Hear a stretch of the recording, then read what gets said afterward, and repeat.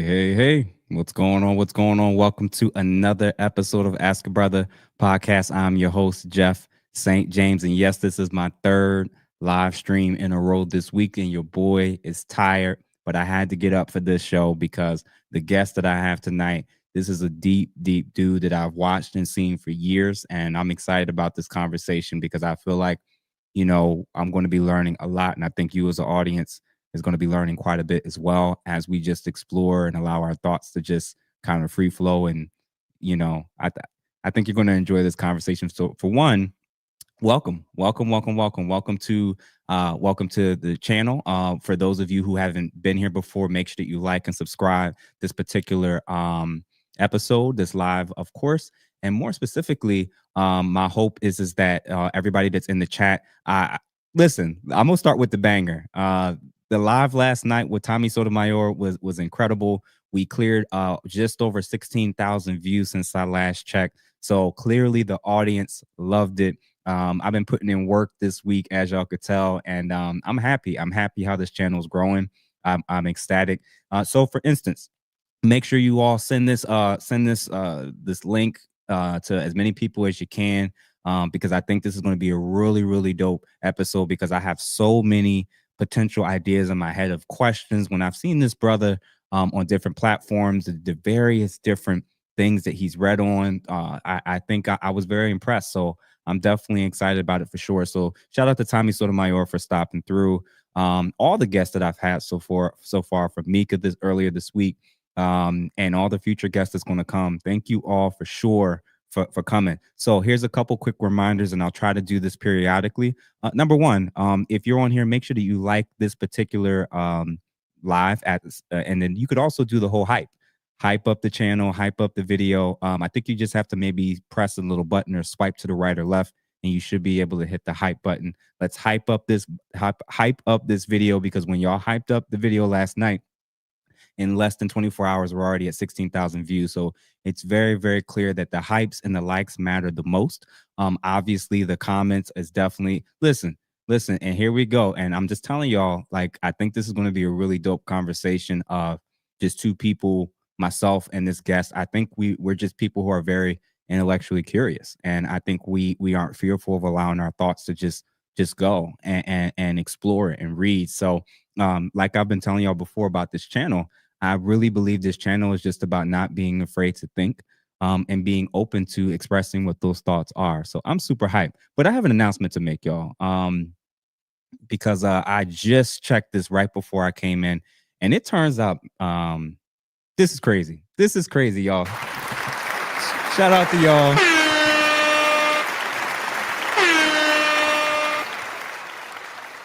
In such a short amount of time, we are literally at 30,000 subscribers, and 100% of this is because of you all. And I could not have gotten this far without y'all support. And this is an extremely short amount of time from everybody first reacting to the channel and the content and whatnot. Once I first, I guess, went viral back in July. So all these 30,000 people pretty much came from July till now. We're only in November. So I can't imagine where we'll be this time next November. So I appreciate that, Miss Bess. Listen, y'all, like these are the ways in which you can show support for this channel. Obviously, tuning in whenever I go live or when I put out original content.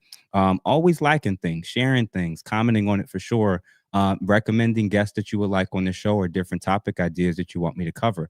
These are all extremely helpful things. And then I also got to mention, y'all, as far as the other ways to support, you could become a member. We have quite a few people who are now members. I believe membership starts at $2.99 for the month, and that's a very easy way you can just support and forget. But that's an ongoing way to kind of help with supplies, with travel, with merchandise, different things that I have to constantly be on top of. So shout out to y'all for supporting me and supporting this brand and this channel and our team, because I think, like, I'm not going to be super crazy, and I always try to set my goals kind of low when it comes to things that are outside of my control. But this is dope. This is dope, and I'm appreciative of everybody that's kind of been a part of this process. So the other ways beyond becoming a member, you can donate to the super chats, where you could just click on the $, I believe the minimum amount to donate is about $2. So if you like what you've been experiencing from this channel, if you love the last two interviews I just did, and if you even love the one from tonight, feel free to donate $2 or $3. I'm grateful, genuinely. I don't let this stuff get to my head to realize like 30K is a big deal. And I know a whole lot of, probably 95% of people that's ever created a YouTube channel, I don't even think they've ever cleared 1,000 subscribers. So for me to be blessed with this opportunity and be able to, just give you something that I think is worthwhile. I appreciate it genuinely. So thank y'all for this. So if you are in the chat, make sure you let me know that you're here. Obviously, if you want to do a super chat, I'm always going to make sure to click on your comment and either read it aloud or show it on the screen. That's the automatic way as more and more people start to pile in. So last but not least, again, like, share to 2 or 3 people, comment, and make sure that you also try to hype up the video if you can right now or as soon as it ends. And let me know that you're in here. Let me know when you all are coming in. Say, I'm here. Say what city you from. That would be a dope thing, and I appreciate y'all genuinely. So real quick, store. Like I told y'all before, you see the merchandise in the back. We're going to be starting to swap out some of this stuff this month. So make sure you check out the store link and get your sweatshirt, get your hoodie, get your hat before we swap this stuff out and start putting in new stuff. We don't know when we're going to put all these things in later on, but I do envision that we may have some stuff return in a later date. But that's the goal, is that we're just going to always be swapping out and trying different things to see what sticks and what it is that you all love and enjoy. So Miss Plum just put it in the chat that once you click on it, it'll take you right to the store. And they've been delivering stuff as fast as within a week. So I envision that those who kind of get on it now before you get closer to Christmas, you probably will get your stuff fairly quickly. Whereas those that are waiting as they get close to the holidays, it may be a slight delay. So shout out to our men that started attending our men's groups every week on, Tuesdays. Those men's groups are Tuesdays at 7 p.m. every single week. Good evening, Dr. Quantum. And listen, y'all, like I said before, as the conversation gets going, if you have particular questions, if you have interesting points, just comment it, share it. Send this video to 2 or 3 people, your friends, your family, people that you know are definitely interested and just love talking, love listening, love thought experiments. This is the episode for that. A lot of the different interviews, they were all different things going on. This is the episode where I think a lot of what I intended, you're gonna get that tonight. I just have a strange feeling about it. And no, I haven't pre-planned it. I have some questions in mind that I think, but we're gonna just kind of let the conversation flow. But I have an idea that this brother has been extremely impressive to me in terms of how he articulates himself, how he draws his conclusions, the level of research that he does. Sometimes I feel like a lot of times people like this kind of function on the island, where we may love to learn, love to read, and often there's not a lot of people we can talk to and converse about it. This is one of those dudes that I think that you all are going to enjoy this for sure, and then be able to see what that's like when two people that love learning and set the ego and pride aside and just want to listen and learn and share and just enjoy the art of intellectualism. I think that this is going to be dope, for sure, for sure. So again, if you are not a member, please sign up. If you have not donated ever to the channel, or if you will plan on donating tonight, maximum $2 if you feel that's the most or minimum you can give. If that's the maximum you give, anything, I'm always going to be super appreciative and grateful for. And as I stated again, as the conversation gets going, I'm going to be focused a lot on what the guest is stating. So I always will make sure to keep an eye out for anybody who donates to the super chat. You can obviously give your donation and it be something relating to just a general comment. It can obviously be related to a particular question that you want me to ask and then we can obviously tackle that, whatever question that you have. So again, shout out to everybody that's starting to trickle in. All that I ask again is that you guys start sending it to 2 or 3 people, friends, family, whatever. And yo, go birds, go birds. And hopefully Monday night, once we play, we can pick up where we left off and kind of hit the ground running, because we clearly won the trade deadline during our bye week, but that's another day for another story. Good evening. So again, send it to your girlfriend, send it to your guy friend, send it to your family, send it to your coworkers. I'm telling you, send it to people who are really rigid in their thought processes. Send it to people who just get their news only from MSNBC or only from CNN or only from Fox. I think this is something where people all over the political intellectual spectrum, I think this is something that I think honestly people are going to genuinely enjoy. So shout out to our sponsor for today's episode, which is Do Sable Botanical Farms, for their healthy alternatives to assist you gentlemen in the bedroom and with their sexual performance and improving testosterone levels. So we're going to enjoy a video from our sponsor, and then I'm going to introduce our next guest. Wait right here.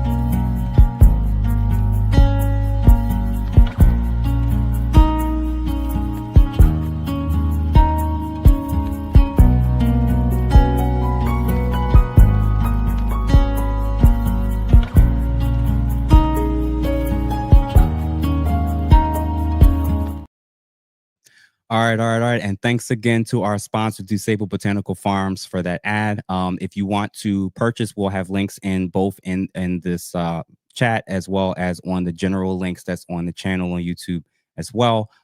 Make sure you click on it, check it out. Type in on the coupon section, Ask a Brother 10 10 in order to get 10% off your next purchase. Without further ado, because I know despite how interesting and thought-provoking y'all think the channel is, a lot of y'all aren't coming here necessarily for me. And you know what? I mean, I don't know if you want me to record it and give you the test results or or put in, but I did actually read into it, saw their business model, and thought that it was something that you all can definitely try. But you know, I think this is for those that feel that they need it. I don't think every guy needs to take it, but for those that are interested in it, test it out and let me know your thoughts. Do not send me any video evidence. Do not send me any video evidence. I'm gonna tell you that right now. So y'all, without further ado, tonight's guest has made his rounds across the content creation space, with the appearances ranging from panels like on Le Pif to whatever podcast. He has made a name for himself with his ability to have well thought out arguments, hold his own with some of the greatest debaters like Andrew Wilson and others, and constantly has dropped the mic moments every time the camera starts rolling. Please help me welcome to the stage for the first time at Ask a Brother podcast, Mr. Illasophical. What's going on, sir? What's going on, brother? That was dope. Listen, man. That was an excellent intro. I really appreciate that. You know what I'm saying? I really appreciate that. And I love your setup. I love the show. I love the whole vibe. I love everything you said, bro. This is nice. This is dope, bro. I like this, man. I appreciate that intro, man. That touched the brother heart, you know? Touched my heart, man. Listen, man, I realize now when you welcome people into your home, you want them to be comfortable and be able to enjoy the experience. Because again, if this rocks out and people start to really enjoy it, like, you know, I want to be welcomed on other people's podcasts and platforms as well. So I appreciate you're definitely welcome on mine anytime, you know what I'm saying? I'm just getting back in the flow of things, you know. So, you know, I'm just making my rounds, reminding people, you know, what it is. But no, I'm definitely excited for this conversation because, like you said, it's about having the conversations of meaning. You know, these panels could get a little testy, but you know, we'll get into all that later. Yeah. So real quick, again, if you all are just starting to filter in, make sure that you like this clip, like this live right now. Make sure you comment. If you haven't commented, let me know that you're in the building. As we proceed with the conversation, like I said, I'm not going to be able to watch every single comment that's coming in, but if I do see a super chat where somebody clicked on a $sign and put in whatever amount they saw fit to bless this particular episode and channel, whether it's $2 or more, I'll make sure to hit and show that, whether it's a statement, comment, or even a question, for sure. So without further ado, man, why don't you tell people briefly how it is that people even started to know about you? Because for me, it was definitely the viral street moment. Mhm. But I don't know if that was it for you or whether it was other moments. So why don't you tell a little bit about your background and kind of entering into like the podcast, the social media space. And real quick, y'all, because for those of you who just came in, send this to 2 or 3 people, whether it's family, friends, co-workers, or even your lover. Send it to people who are religious, send it to people who are very political, send it to folks, because I'm telling you, as we delve into this conversation, you're going to see why I'm saying that. But go ahead, brother. Well, I was really just I always had a way of speaking. I always was like that. I always had a way to an ability to get people's attention with what I say. You know what I'm saying? Make people give me their ear Hmm. at an early age. You know what I'm saying? And a lot of it comes from just, living in a, hostile environment. You have to learn a lot of skills because a lot of where I'm from is not a lot of emotional intelligence sometimes. So Hmm. you have to know how to quell the beast, you know what I'm saying, with your words, whether it be a joke, whether it be a relatability, like, yo, bro, I get it. You know what I'm saying? Just being able to get people's attention, you know what I mean? Even if this was something serious, like I need help. I remember one time I was at a game at the Meadowlands with my of one of my mother's friends and her daughter, Hmm. and they was taking too long to come get us. So I talked the security guard to driving us all the way home. You know what I'm saying? So I was just always somebody Yeah. that would get people to listen to me Hmm. and understand where I'm coming from. But as far as that moment, I was just leaving a spot um with some friends of mine, and he was like, "Yo, man, do the interview." I'm like, "Man, I want to go home, man." Like, I didn't even want to even Hmm. deal with anybody at that moment. But he said, "Yo, just do it." I said, "All right." So, and that was that. But the funny thing is, when it happened, I was like, "Dang, man, I had a couple drinks. I cursed a lot. Like, oh, my mother see that. I'm thinking the worst. You know what I'm saying? I'm like, Hmm. oh my god, because he told me started getting some traction. But what the most surprising thing about it is the overwhelming response from women. I thought they would be like, "Oh, you out of here? What are you talking Hmm. about? You're so disrespectful." Like, oh, they was very, very, very, very happy about what I said. You know what I mean? To say the Really? least. Like they were very excited about what I said.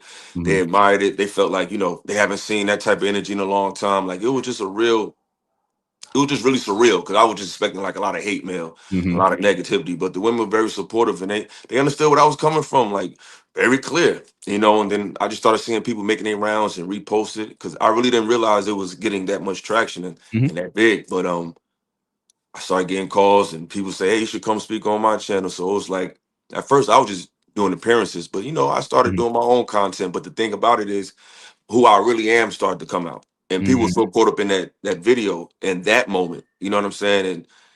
And that conversation. But it's like that's just how I talk on a regular. It's not like I wasn't performing. I'm Hmm. like that about anything that I hold dear and I'm passionate about.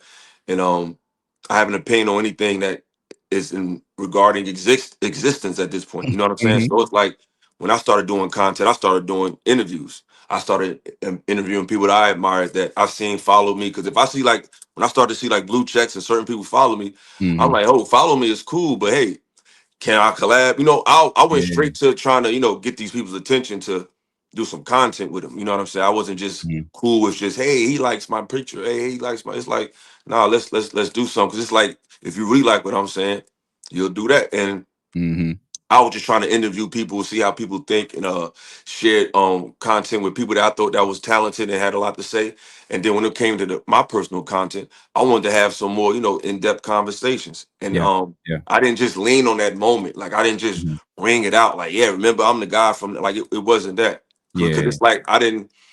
That's really just how I talk. You know what I'm Hmm. saying? Like it's not that big of a deal. Like when my friends seen it, they was like, man, he been like that. They know that just that's who he is. So it's Yeah. not. I don't look at it the way other people view it, and sometimes that's a detriment because it's like you don't realize the impact you may have had. You don't realize how much people are listening. You don't realize how much you know how people view you and how rare you may be to certain Hmm. people. You know what I'm Yeah. saying? It's Yeah. like so. It's kind of surreal, but Hmm. yeah, I was just really trying to bring the conversation to something deeper Hmm. because it wasn't never just about the man and woman. Ultimately, I feel like when it comes to our people, Hmm. we're dealing with residual effects of things. So this is like the Hmm. zenith point, and I think too many people are talking about the moment the culmination when Mhm. you see the avalanche coming down, then it hits you, and you be like, it's like you didn't see that. You didn't. What was supposed to come from these conclusions that happened Mhm. before us? Like Nirvana. Like you're Yeah, going to yeah. see some type of side effects socially Mhm. and mentally in your people. You know what I'm Yeah, saying? yeah. So I never want to just stay on the man and woman thing too much, because it's like at some point you have to deal with the elephant in the room, which is the society at large. Yeah, man. And what's crazy is I agree with you that it's weird once you go viral because you go from like the people that know you to like a whole bunch of people know your voice, your face, either agree or disagree. And it seems like overnight, like your face and your voice is everywhere. It's definitely strange. It's definitely like a strange feeling. So speaking of what you just brought up about, let's say even the black community, we'll talk about a whole bunch of different things. I actually wanted to start with what you just mentioned about um just the state of the black community. And right now there seems to be a really big trend that's happening, especially on the side of like conservatives, where it's this whole thing about black fatigue. That there's a lot of complaints about what they're seeing on social media. I guess things that their perception of a lot of ghetto negative, um, you know, trashy things that's happening in the community that's making the community look bad. And I guess I wanted to kind of compare and contrast. Well, first, get your opinion about this whole concept of black fatigue, and then also compare that to, or how does that fit into the conversation of like systemic oppression versus personal responsibility? Like, where does black fatigue fall in that spectrum, like if at all? Um, it's a this is a touchy subject, because I want to say first that I understand where those brothers are coming from. So I don't want Mm, to dismiss their thoughts. Like dealing with the ignorance of your people can get frustrating, can get alarming. It's like you see things that they can prevent themselves, and mm-hmm, when you see that over and over, the decorum, the language, the dress wear. When you see like it can get very hurtful, and it can get frustrating. It can make you want to give up on your people. mm-hmm, But I feel like at the same time, these things that our people went through happened succinctly. Like it's not like it was just this over here, then like it was boom, then boom, then boom. Like everything came in stages, like in mm-hmm, front of our faces. It's not like we're being we're indulged, like we're being I can't think of the word right now, but it's not like we're using hyperbole. It's like, no, I'm talking about social, economic, physical, even spiritual things that can only done to at minimal alter you, mm, and you have been altered. So mm-hmm, to see men just speak about the alterations and not the author of the alterations exclusively, it's mm-hmm, just kind of strange to me, because the window, because I like to read as far back as I can, and that can connect me to the current paradigm. So it's not like I'm just going back to the dinosaur days. Like I'm going yeah, back to the earliest social time that was directly attributed to the one we in today. okay, And when you do that, you'll realize that this antagonistic um reality that you're in has been going on for a very long time. And we've come in at the very end of it. And if something has been happening for eons, like literally, like I hate to, like, when I speak, I be dead serious. So I'm not mm-hmm, trying to be hyperbolic. Like this is really something that's been going on for at least 2 or 3 thousand years, and it's culminating in the time that you're in, and at year 30, 50, maybe even 60 post that, you think you're going to totally overcome something that was going on that long. mm-hmm, And what people try to do is diminish these periods as if, because they say that's so long ago. And it's like a lot of men, a lot of our women too, they don't really understand how uh things happen. And they don't understand the mm, mind of the curators of this society. And they're not doing things for the immediate impact as if you think they do. They're yeah, yeah, doing things for a long term effect. and Mm-hmm. they're doing it on many levels that you don't recognize. And instead of our brothers and sisters trying to learn certain things, they diminish the things that they don't understand. Like my man, my favorite rapper, he said, not said, people fear what they don't understand, hate what they can't conquer. That's just a theory of man. I think not only do people feel what they don't understand, they try to minimize it, Mm-hmm. especially in this space. Mm-hmm. Mm-hmm. You don't know, you don't know. But to Yeah. try to minimize actual scholarship that can be paper trailed to this current paradigm, and because you don't want to talk about it, that doesn't mean it has no relevance in the conversation. It just means you don't want to talk about it. But there's no way you can put so much onus on the people that went through that. It's not about being a victim. It's about being real. Like, it's Mm-hmm. many communities who take pride in reminding people what they went through. You know what I'm saying? Mm-hmm. They do. When I looked up some cultures that are very prominent in remembering their culture, I asked ChatGPT. I said, "What are things you can do to hold on to one's culture and traditions?" Mm-hmm. And they said the first two things they mentioned was education and remembrance. But all these black men are telling me that's too long ago. It's like no one in the world moves like that. The truth Mm-hmm. of the matter is, you live in a society when the people or the societies or structures that have uh, contributed to these things, you don't really want to deal with them. You don't really want to deal with the aftermath of what they got to say, because you know that when you have that conversation with them, it might ruin or it might alter your relationships. Mm-hmm. So a lot of our men are just not being honest about it, just not being real about it. And I don't care what time it is, you should never go out your way to just strictly just lambaste your people in front of Mm-hmm. the world and Mm-hmm. join arms with other races of men who want to do that. That's like this movement, I feel like, has been a segue for a lot of different cultures of men to really just turn this conversation into black people are bad mates. That's why I feel it, and I've been feeling like for a while, because a lot Mm-hmm. of people are just joining this red pill conversation, but it's really turning into, it's black women, it's black men, it's black women, it's black women. It's like, so if that, Mm-hmm. no. So it's like I just see a lot of real chicanery in this space with that conversation. It's like I don't think these guys are really paying attention to the bigger play.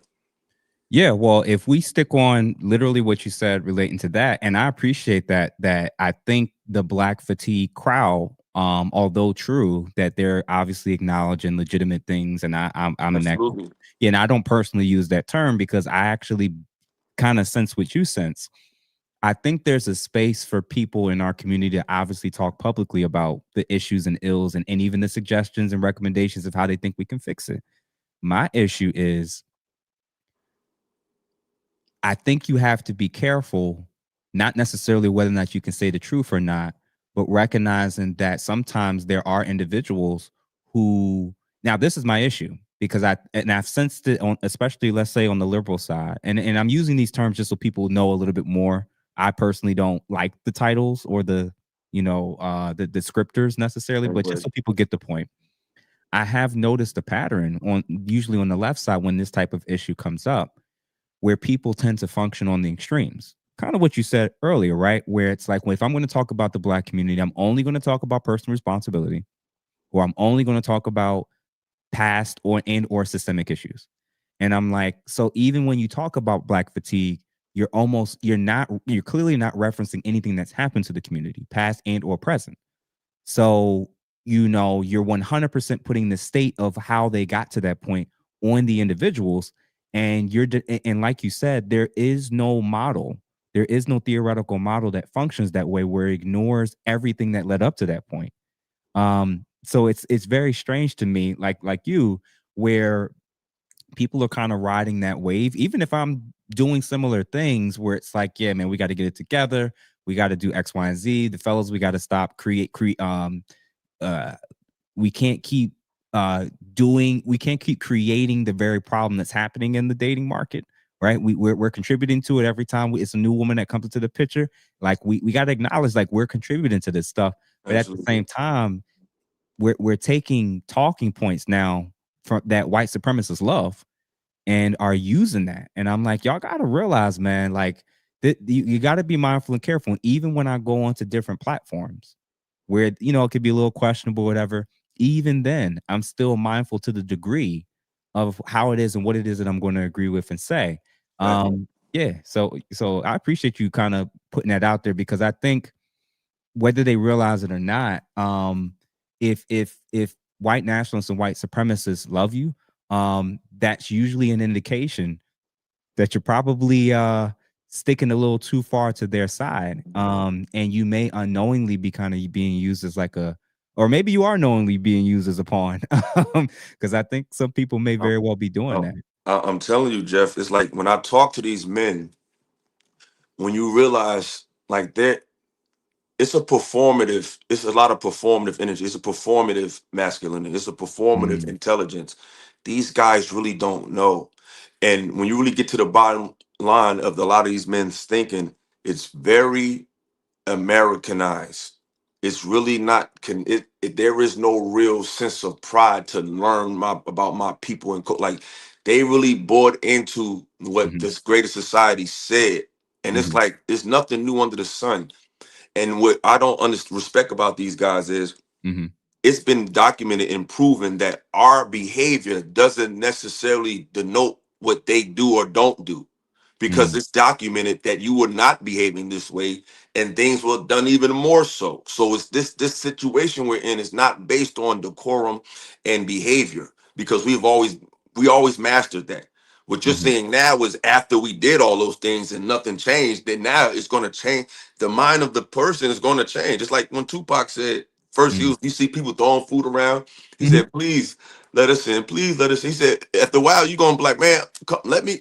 You know, you're people really died for nothing. Yeah. You know what I'm saying? Not for acting up, not for resisting arrest. Like we see that now, but Mhm, a lot of things happen in this country mhm, that never got explained. mhm. People never got exonerated. It just Yeah. happened, and we just And moved on. get over it, right? And, And what's crazy is, but exactly. So to see these, when I hear these men speak, and I think it's like all their data and all their information and everything about themselves that they understand is strictly from the perspective of white society and mainstream culture, and they're just as vain in a different way as the mhm, women that they're trying to reprimand. When mhm, you mhm, challenge their beliefs and challenge what they think they know, they mhm, turn it, they display the same cognitive dissonance of the women that they're trying to correct and corral. And to see that play out mhm, in real time is amazing. And now to me, it's flipped the whole movement. Because to me, Red Pill to me never was about women. To me, Red Pill was about understanding the fallacies of life. mm, Women just fall in that category. But mhm, since these dudes are such followers and they mhm. really never got women for real, they just fell into that world, and that's what red pill. Now you done damaged red pill. Red pill was never just about no women, bro. Because a lot Yeah. of men are red pill, and it's like you get the you ask them, oh, you see if they read something, see if they do this. They don't know none of that stuff. Mhm. So it's like you ain't red pill, bro. You a Kevin Samuelite, and I like Kevin Samuels. You know what I'm Yeah. saying? You are part of the Anton sphere, or like you come from to me, I look at it like this like a Kevin Samuelite. Kevin Samuels. You have Kevin Sam, and I have respect for Kevin. I love Kevin. I got Mhm. respect for Angry Man. I like Yeah. Angry Man, but and it's other guys. But it's like those men are talking from their personal experience, and then they're relating to other men. But there's a Mhm. lot of men that all of their foundation from reality came from religion, and then it came from these men. And when I talk to Mm. them, it's like, yo, y'all really thinking like those guys makes you red pill. And it's Mhm. like I'm not that. Like I can relate to them Mhm. because the thing about it, real people already knew what these men were saying already. Mhm. They you just went online and realized to confirm, like, yo, I told y'all, it ain't just me that feels this way. That's what Mhm. it was about for me. These dudes were learning what to do for the first time. Mhm. Yeah. So it's So like it's a AJ, different thing. AJ here, AJ Ransom reactions. He put red pill is descriptive and not prescriptive. Its information can be used to make informed decisions. This dude is wrong. What do you think about that?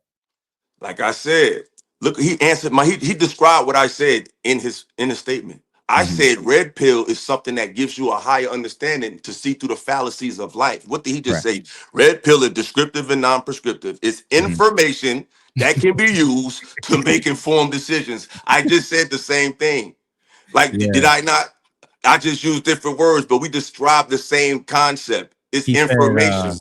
He said the men he's talking about tends to offer prescriptions, and that is not red pill. That is MGTOW, black pill, et cetera, et cetera. And actually, I understand both of what you're both And saying. and I could agree with that too. But Yeah. to the that's people who are, that's like somebody who's into sports. They're gonna know the left tackle, they're gonna know the center, they're gonna know all Mhm. that. But to the common person, they just see the offense and the defense. So you're Mhm. right, brother.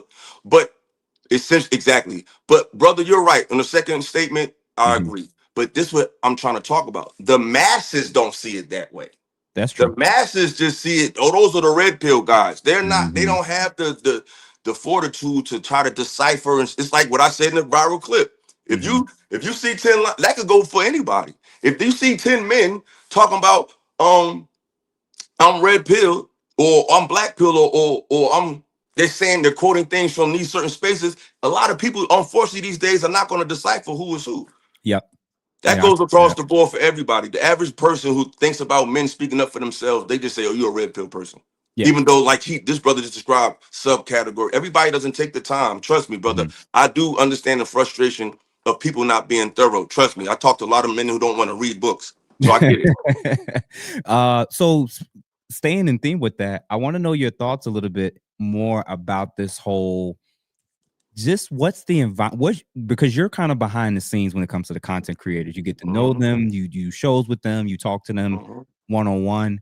What's mhm. your view and opinion of both the manosphere and just content creators in general? Because now that I'm on the other side, um I definitely, I, the shine kind of wears off when you see certain things and learn certain things. And then there's other people who they're extremely professional, giving, extremely collaborative. What's been your experience, and what are your thoughts about both the manosphere as well as just content creators in general, how they move and how they act, especially behind the scenes? Oh, great question. When it comes to content creators, at this point, I feel like the Oh, whole world is. real quick. Sorry to interrupt. Y'all, if y'all just came in the last 15 or so minutes, make sure you like this video. Make sure that you subscribe if you haven't done so, or become a member, and make sure you hit the $sign, and I will make sure to read your statement and or question when you hit the super chat. A minimum $2, I believe, is what the minimum is. And make sure you send this to 2 or 3 people, especially people who love this type of discussions, like this type of content. We're going to be covering probably a whole range of stuff. So right now, obviously, we're talking about the manosphere and red pill, but best believe, send it to your Democrat, send it to your Republican, send it to your independent, send it to your black and white, gay, LGBTQ, send it to everybody, because I'm telling you, once we continue getting going further and further, you're gonna understand why it is that I think you all want to be here right now. But sorry about that. You can continue. Oh, you good, bro. But I think at this point they've turned anybody that's involved in media or entertainment or music into a content creator. Everybody's creating content at this point. Mm-hmm. Now, when it comes to the relationship sector or the sector that we are in or flirt on the fringes of, I think what I've seen is a lot of performative people. Mm-hmm. I don't think people are really that genuine in this space. I think if you're lucky, you can meet somebody who has some. Your best bet is to just network with people that from different walks of life. Mm-hmm. Because if you're dependent on just the people that you see on these screens in this YouTube world, you're gonna get your feelings hurt. You're gonna waste your time. You want to connect with just people, because anybody anybody can't do this, but anybody can do it at the same time. So it's like Mm-hmm. if you know people that are interesting, that have careers, that have really things that they do in life, you can do way more better content with them than you can with these people that got all these subscribers and all that Mm-hmm. easily, because it's going to be a more organic conversation and they're actually a expert in a certain field. These Mm-hmm. people are really good at making content and they don't realize that you're talking about sensitive things. We're talking about parenthood, single mothers, Mm-hmm. divorces, Mm-hmm. jail, social issues with men, like with black men, and you're talking about them so cavalierly with Mm-hmm. no scholarship on anything. Mm. You just have data of today to prove points of how black men are making more money, and all these things are great. But Mhm. if it's not leading to us saying, like I said on the show the other day, if these things conversations not leading to us saying like uniting, Yeah. if we're Most telling women they need to date other races of men, and we tell our brothers that, and I'm not knocking that, but I'm just saying if we're at that point, Yeah, we are. We're wasting our time because this Yeah. conversation is supposed to get us to bring our issues to the table so we can know, oh, that's what's wrong. That's what I'm Yeah. doing wrong. Oh, all right. Sisters say the same thing. Oh, that's what we fucked up. That's what we doing Mm-hmm. wrong. But that's Mm-hmm. why I feel like we need to be talking about it. If you over 35, I ain't got so much patience with you. It's about the young people. Real They quick, still have a chance. shout They out to still Crimson Cure. Shout out to appreciate you. Make sure you check your emails, Crimson. I got a conversation I Crim- gotta have Crim- with you.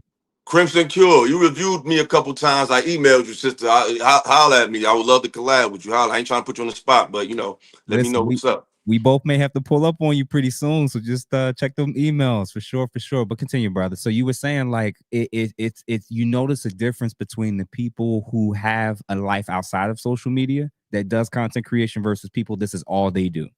It, put like this, they don't even do content like that. I like to bring them to do it. You know what I'm saying? I feel like you can make more, you can do better content with them because they know what people like, for one, because they're just the ones that's scrolling. And they're really just chill and cool and really good at something. Like these people, they're good at needling and poking holes. It's like you're just asking questions, but you don't want real answers. So now it's just an antagonist thing, and it's the content game that these people be playing. And then when Yeah, you say it, yeah, because you ask, we're talking about real stuff, man. yeah, Like yeah. single dating, telling me, like, I get it. As a young man, I would not tell a young man who's 21, 22, you should date a Mm-hmm. single mother. Like I wouldn't tell him to do that. Mm-hmm. But every situation has a sense of nuance. It's not about selling yourself short. It's Yeah. about understanding what really happened to us Mm-hmm. and have enough heart and have enough understanding to know what you're getting into when you deal with said woman. When you're dealing Mm-hmm. with there's a way to deal with a single mother. There's a Mm-hmm. way to deal with a woman who don't have a child. Like there's a way to do these things. We're not saying Mm-hmm. you should just take whatever, but you can't. Who you like is who you like. Once you like somebody, you like them. Y'all have an affection. At that point, it's about understanding Your and risk. compromise and Mm-hmm. respect and Mm-hmm. love and try to make as much happy memories or good memories that person with that you can. Especially, Mm-hmm. of course, you want to have your portfolio of your real estate. People gonna Mm-hmm. bring up we need them. Of course, all of that's good stuff. Yeah. But what is all of that if you don't have somebody who really cares about you? What is it? Thanks. That's You know true. what I mean? So it's like when I was younger, I wanted my mother to be with my father. Mm-hmm. Same. Same. But at the same point, I wouldn't have been mad if she met a dope dude who really was a dope dude who really treated me like a young man and put me up on game. I would have loved him Mm-hmm. forever. So to Mm-hmm. just say don't be a step, of course you don't want to be a sucker, but it's like it just we'd be teaching the wrong stuff. I think we need to teach more of people how to treat each other, how Mm-hmm. to think, how to perceive, how to deal Mm-hmm. with the nuances of each other. Because if you think you're gonna have this perfect nirvana of options, it's just not realistic. You Mm-hmm. dealing with people that went through some stuff, man. Yeah. And if you don't want to deal with that, don't. But some people might. They might find themselves in a situation when they're not dealing with the ideal mate. That doesn't mean Mm-hmm. it's the end of the world for them. Mm-hmm. But what we teach young men and what we teach older men, just like who's 35, 45, I just feel like it's just too much fault finding and not enough. Well, if you're going to deal with this woman, young man, this how you should do it. Well, if you're going to deal with this type of man, sister, this how you should do it. It's These like are the pros and cons. Yeah. Yeah. Yeah. that's it. You know what I'm Mm-hmm. saying? It shouldn't lead to us just not. It's a lot of us come from single mother backgrounds, and it's not always because it was the mom. A lot of Mm-hmm. times, like it's not always that. Like, let's not lie. Like, you know what I'm saying? Like, it happens, but it's not all the time. Facts, facts. I got two comments that I've seen so far. They said Miss Beth said without scholarship from leftist universities, because you had mentioned obviously that a lot of times people are approaching these conversations with a lack of scholarship, and or they're not referencing scholarship rather when they are talking about these topics. Um, I could see how I could see how some people can interpret that, especially with people who believes right now the left kind of has captured the education system. Their belief is that when we mention words like scholarship and this and that, like it kind of can come off a little elitist. I think Um, no. I think. Oh, I'm sorry. Keep Go going. ahead. No, yeah. So I was like, sometimes I think people can interpret it that way. I didn't take it that way as much as like outside of this just being your feeling and your vibe, where are you getting this information from that you're now espousing to thousands or millions of people that you're recommending others follow? That's kind of how I assumed you were taking it, right? I mean, definitely. But this is the problem with why our people are such in a box, Mm-hmm. because these people have defined things for us. Why does scholarship means going to a university? Who correlated that? I didn't. They did it in their own mind. Mm-hmm. You're policing your own mind. I never said that having scholarship means you have a scholarship. I Mm-hmm. didn't say that. I'm sorry that you only hear that word when you hear the word Berkeley or Duke, but the word scholarship does not mean going to any university. It just Mm-hmm. means to read, to be scholarly. Mm-hmm. But you see how they be so quick to attack, and then their messaging, Mm-hmm. they've already answered their own. It's just because their mind is on. Our people are two things that's so crazy that don't even correlate, but Mm-hmm. they are. They're skeptical believers. Hmm. Explain They that. are scared. Explain that. Explain that. It's like they don't want to deal with anything outside of what's been systematically told them that's real. So they believe Mm. in the system's suggestions for eat this, read this, believe this, Vote join this this. way. They Yeah. believe that, but Yeah. when you bring them information Mm-hmm. from books, they're skeptical. Yeah. It's like, what? How do you deal with that? You know what Mhm. I'm saying? That's You true. don't. That's why I say it's about, when it comes to older people, it's just entertainment. It's just people, they just want to see people have conversations. The youth is what matters. Their Mm-hmm. minds are still fresh. It's not so contaminated. These people that's 35, 45, 48 don't understand certain things still. Like, when I got into this space and I heard the type of, like, my issues with women have always been, I would lose. It'd be like a mental connection. It's like I'll be trying to connect with them mentally. Yeah. It don't be the other stuff. But a lot of these men, not all, because I know men gonna say, "Oh, that's bullshit." I'm talking about. There's a sector of these men too. Mm-hmm. Because the thing about it, you asked me earlier about the behind the scenes. Behind the scenes, from what I've heard, Yeah. because I have friends that's females in this content space and male. Mm-hmm. These dudes, a lot of these guys that come off like they this, that, and the third behind the scenes, they will date them same single mothers they be telling y'all to avoid. They will pay Knocking them them trips, they down. will fly them out, they will do all of that. Knocking them down. They be flirting, they be soft on these chicks, they be cash shapping them, paying bills and rent. All types of chicanery is going on in these streets. So Mm-hmm.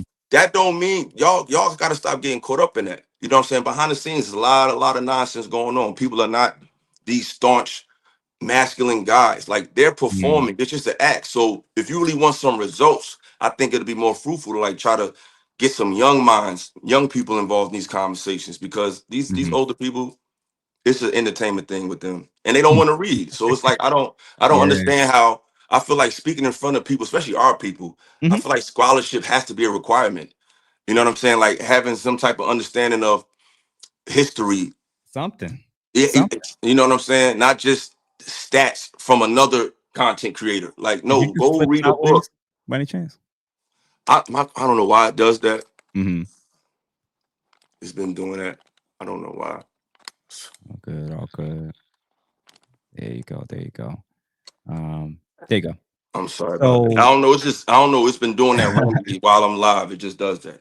nah, I appreciate it, man. And it's like anything else, you get to know people, and you get to see the real thing. And I do appreciate the positive. I appreciate the truth, whether it's good truth or bad truth. I Uh, appreciate the recommendations that I genuinely believe can help us. But I see it too, man, where it's like, there's one thing that's being presented on camera, and then behind the scenes, man, like, everybody's talking about how degraded the community has gotten and how much debauchery it is and how depraved it is, and you knocking down every other chick that's coming on your show.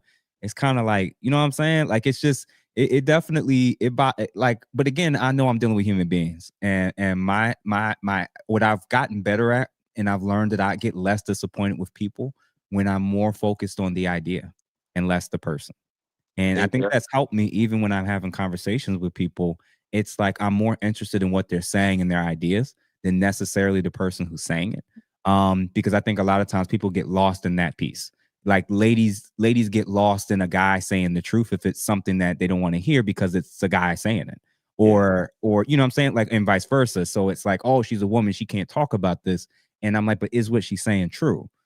But is it accurate? Is it something we can verify? And that's where I'm more interested in. So, I appreciate it, man, for sure. And that's why Although I do these type of, collaborations and everything, I'm actually very intentional. I think everybody that's like DMing me, emailing, trying to hit me up. Everybody, this isn't necessarily meant for everybody everywhere as much as it is people that I think are interesting, thought provoking, smart, and have a way of communicating their ideas to an audience that's open to listening. It's not always about they're going to agree with me or agree with you as much as it is. It's like, I just think, as we start delving into some of these deeper topics, people are going to start to understand why it is that I really, rock with people like you, honestly. So real quick, for those who are currently in the chat, looks like we're up to 230 people. So obviously way more people have come in the last 15 minutes. I'm going to say again, if you haven't liked this, please make sure you do. Please feel free to give to the super chat. Click on the $sign, give a minimum of, I think it's a minimum of $2. If you want to give more than that, I'm not going to stop you. I got a couple trips lined up, both in New York, and I got to fly out to Atlanta next month. So these donations will be going towards assisting with that. Best believe, for sure. So real quick, man, I wanted to know, and you know what? Now that we got the pleasantries out the way, now it's time to get to the real topics, right? Real topics. Conspiracy theories. I've been wanting to know the people who are on these content, people who I think are really, because I watch how you approach conversations, I know there's so much that you don't say, especially when you're on panels, because you can't even go to certain places because people are so rigid. And I definitely am going to bring up religion right after this, but I wanted to stick first with conspiracy theories. No judgment, straight off the dome. Just list off interesting, thought-provoking conspiracy theories that you either believe or at least have found like interesting. Just the actual size of the planet, or how much of it has actually been discovered. I think when I heard about Operation High Jump and Admiral Richard Byrd, and I started making conclusions on my own, and then I seen them get confirmed in films. Like I remember I was watching King Kong, the one that came out in the early 2000s. And from what I learned about, Hollow Earth or different things, I realized that what they described in King Kong was similar to what they described in Admiral Richard Byrd's book, because they talk about going to a really cold area, and then all of a sudden you see this lush vegetation. All green. If you look at King Kong, they found it was nothing but ice first, and then they found this place where it was a jungle and found King Kong. So I'm like, because at this point I don't know if the earth is hollow. I don't know. Like I don't. The earth. I just think it's more of the earth than we know. I'm just say that. Whether let's stay with that one first. I believe. But hold on, I wanted to land my plane real quick. Yeah. So to make a long story short, to confirm that inquiry I had, they started making more King Kong movies. And if you look at the last few King Kong movies, they literally went to Hollow Earth. So to me, and that was where he was from. So they was alluding to that before they really made it pronounced. And with that being said, that's why it's good to, when you really start reading and studying, you can even see what they're alluding to. And you will see them eventually get to where you suggested. It's like you'll think people are being predictive. No, they're just reading and studying. You can see patterns and you can see like, oh, I see what they're talking about. So learning is when they say knowledge is power, like it's really a superpower. Yeah. So I agree with you that I can't remember how. This is probably 8-10 years ago when I first started asking these questions about Admiral Byrd, what he found, what they were coming up against that they apparently couldn't penetrate, and this new territory somewhere around Antarctica. And then I found out about the Antarctic Treaty, where all these nations all over the globe was like, hey, no tourism over there, no flying, you got to get government permission, and no countries are allowed to do certain things. And I'm like, this is interesting. And then when I started to compare it to ancient maps and everything, I was like, something is up. Something's up. So my first conspiracy, and it sounds like it's actually relates with you, that I've kind of resolved, even if I can't prove it 100%, is I don't think our maps are accurate. I don't think, and I don't even think it's necessarily like, we already know like the Africa that they put on most of these maps is way bigger in comparison to the other continents, but they shrink it. So we already know that they mess with the maps on a very mundane example like that. A lot of people have heard about that at this point, but I've learned about previous countries that they've in Europe that they've completely eradicated, and now there's just they don't reference it, they don't talk about it, it's not mentioned in almost most texts. And I'm like, this was a whole country and civilization, and they just and because they apparently were way more advanced, and now they're gone. And I'm like, strange. And it was a country where there was legitimate giants, like people like 10, 12 feet tall in modern times that was in this country. No maps, no reference to it. And I'm like, how do you just, and I was like, oh, if there is more, why would they tell us? And I look Yeah. at it like, outside of what we see in a book, as Mhm. far as a map and what they might project on television, you in your real life have never been far enough to know that the world looks like that.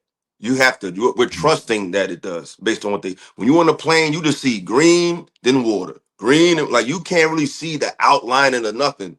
So we're never in a position to even get that vantage point to confirm any of that. So what I think is, I don't think the earth is flat. I don't know if it's hollow, but I think it's like they're giving us something from like an accordion perspective. So imagine my hands is like the globe, and you Mhm. got the North Pole, South Pole right here. I think it's more like this. You know what I'm saying? So it's Mhm. like the northern pole and the south. I think they're Mhm. wider, more wider out, and there's something beyond that. Like I don't think it's as Mhm. coiled as they try to make it seem. You Mhm. know what I mean? Mhm. I just think this is too much that we haven't seen. Like we haven't even seen them our towns. Like sometimes you even discover parts of your area you ain't even know you saw. You know what I'm saying? These people have such a strong advantage of technology, Mhm. of seclusion, that they have the means to kind of project whatever reality they really want to the populace. So unless you have the mindset to just have that curiosity, you will never know or even think to know. You can't even go but so far in caves. Like I don't think Mhm. you can, if there's a limit. So Mhm. there's something. I don't know what it is, but I think this planet is much bigger than we think it is. Not only do I think that we're being lied to at least about potentially what you're saying about the dimensions in certain respects, the maps, land masses that we're not allowed to access, and maybe they're hiding certain things. I also think we've probably been lied to about um not only what we're on, but our place in terms of the solar system. And this is my issue. And it's going and just hear me out because I I know it's gonna sound a little crazy, but like we're on this floating rock that's spinning around a big star in an expanding universe, and the position of the North Star never changes.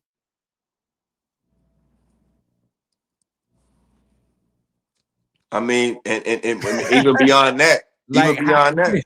like hold on, just like and listen, if y'all in the chats, make sure y'all comment to the stuff that we're talking about, because if I'm crazy, let me know. But I'm like, hold on, if we're going as fast as they're saying, if we're rotating on an axis like they're claiming, we're rotating around a sun, with a planet orbiting around us while we're drifting in an expanding universe, and yet the position of a star that's directly perpendicular or directly above, yeah, to our North Pole, its position never changes. So much so that when you hold a camera up directly above it and do still shots every couple minutes, it'll show all the other stars going around the North Star, but That's the North amazing. Star never moves. I And I'm never like, even knew that. You just how? put me up on something. That's the North Star.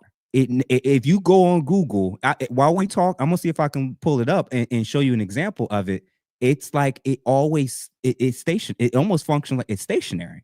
And I'm like, hold on, that doesn't correlate with all the science they've told us about what we're on and how we're moving. I don't So know, man. with that being said, brother Jeff, Mhm. how can people think that this whole thing is based on believing in something or, Mm, or something religious? Like all of that stuff we just talked about, it's all summarized in just religion. Like mhm. no, it's not. Can't be.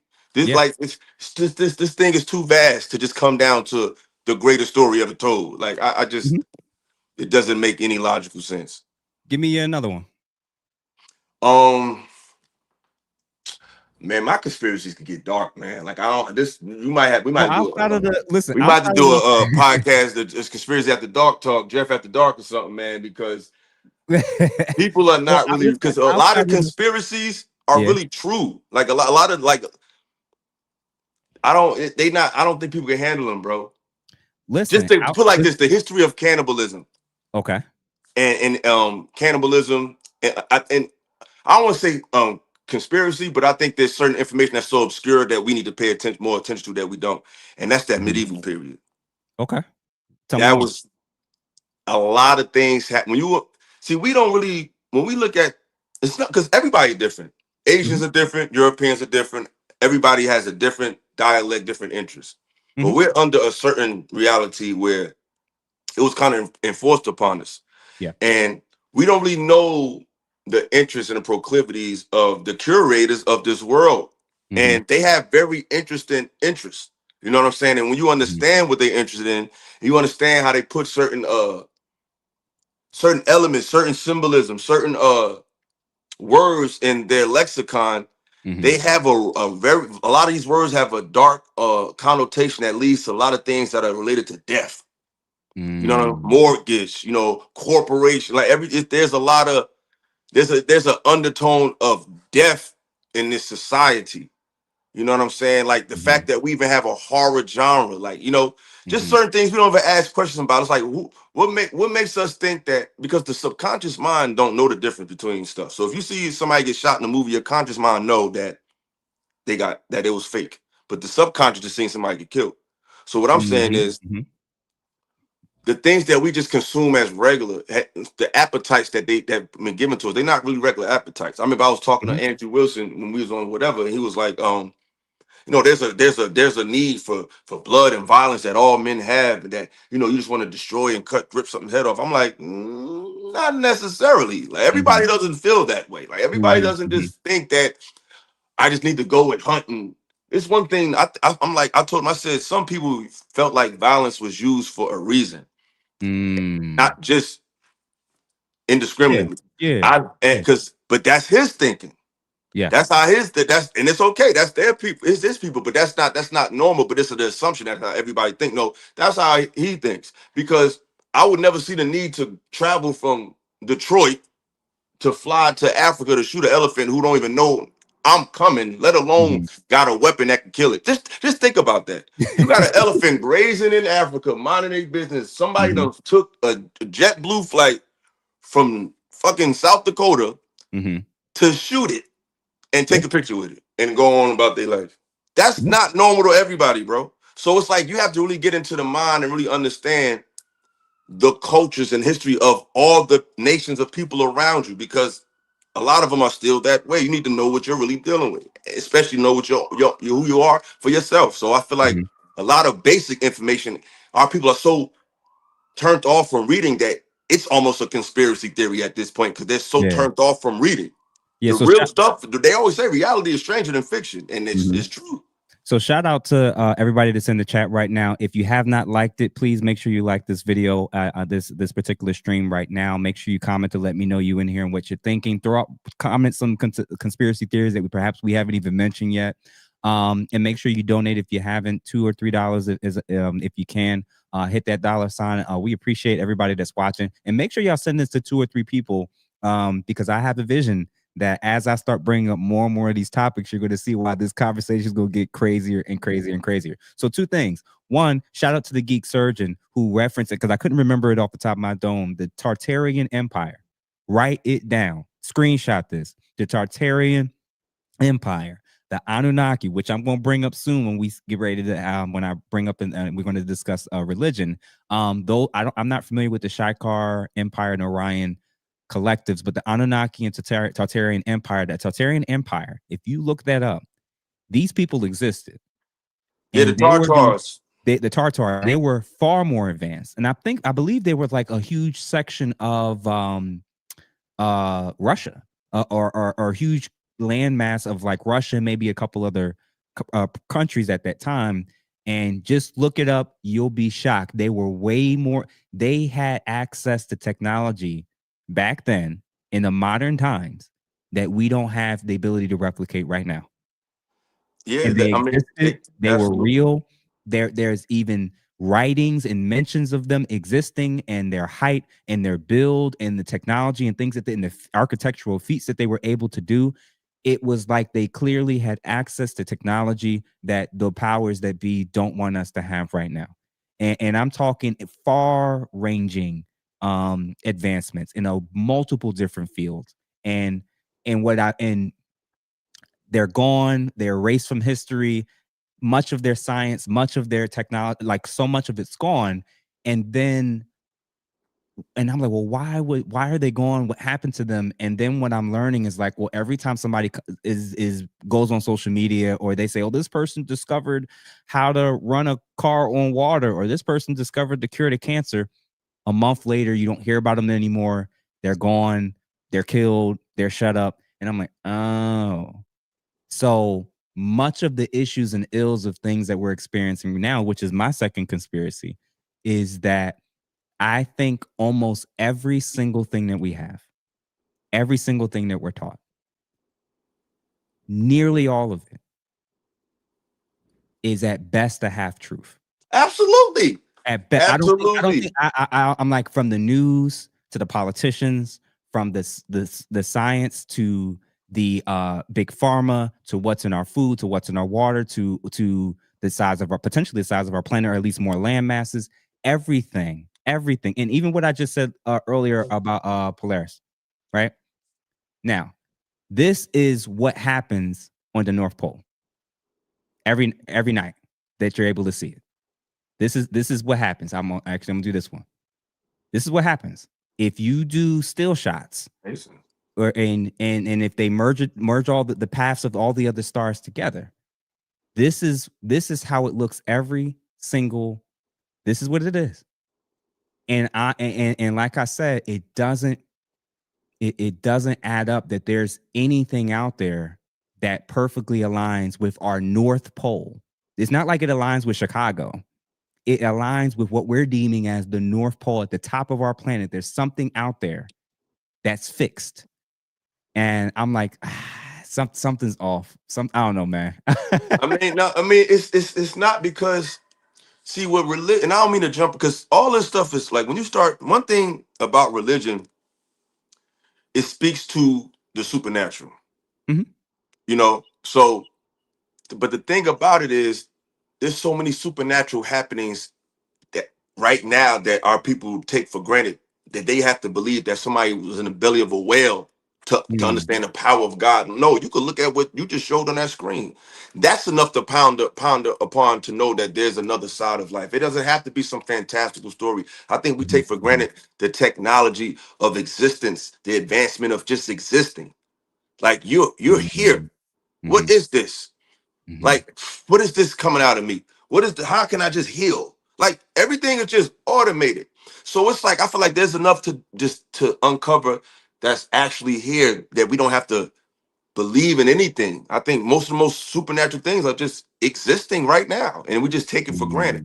mhm, But mhm, I think religion has definitely retarded the way we interface with curiosity, mhm, with conspiracy theories, with the universe. It limits it. You know what I'm saying? It puts it in a place where you got to keep trying to stuff everything, this grand universe. You have to find a way to justify it through your belief, so mhm, eventually the box just busts open. You can't stuff everything in a box this big. Instead of mhm, opening the box, you just bringing stuff that's too bigger than the box and stuffing it in here. Like, just like mhm, when I talk to religious people, you'll talk about hollow earth, or talk, they're going to try to think of something that has to do with religion to justify something that they never even heard of in their life. You can't do it. Let it go. mhm, Like, the reality of life is bigger than your beliefs. You know what I'm saying? So I mhm, think mhm. it's in the way of our people's mental curiosity and advancement. Moon landing. I don't think that was real at all. I There's don't no either. way that was real. I don't either. It was fake. You got a golf cart with some aluminum foil on the sides, um, perfectly positioned where you can see the earth in the back like this, like. Like, nah, bro. Anybody believe that is out of their mind. And if they made it back then, why haven't they been back when we are so advanced now? Y'all can't Yeah, go back there. They yeah. ain't been back since. That's the only time they gave it. It's like the more you pay attention to them, the system in media, the more you realize they have no respect for the populace. They think you're Mm, stupid. Cause it's like hmm. it's no way you could believe. It's no way you think they went on the moon with that. There's no way you believe that. I just don't. No. It's so this is my lens because I know that for those who are like, oh, why are you talking about all this strange, crazy stuff? I think the strangest conspiracy theory, or I won't even call it conspiracy theory. I think the strangest mindset and thought are the people who don't believe in any. They genuinely believe everything they've been taught, everything they've been given, everything they've been shown, they should take at face value, and that all the people who are the richest, most powerful, dominating certain regions, certain whatever, they have every intention in the world for you to know everything you need to know in life. They just like everything. The government would never lie to us.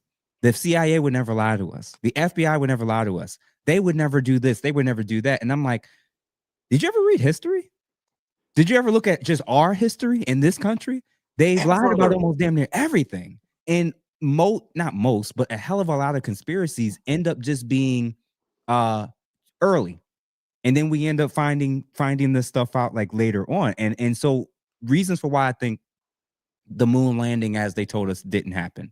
One, a Hollywood director was involved in the shooting in let me say it again. A Hollywood director was involved in the shooting of the footage that you even see. Point one. Point two, the first steps. You saw a camera recording somebody coming down, right? Which meant if they were on the moon, somebody had to go and put that camera down and set it up so that it would be able to record the astronaut coming down off the so that was clearly not the first step. Number three, if I recall correctly, they've been telling me for the longest that there's no wind in space, and the flag was waving, which was bizarre. Number four, they called from the moon a landline.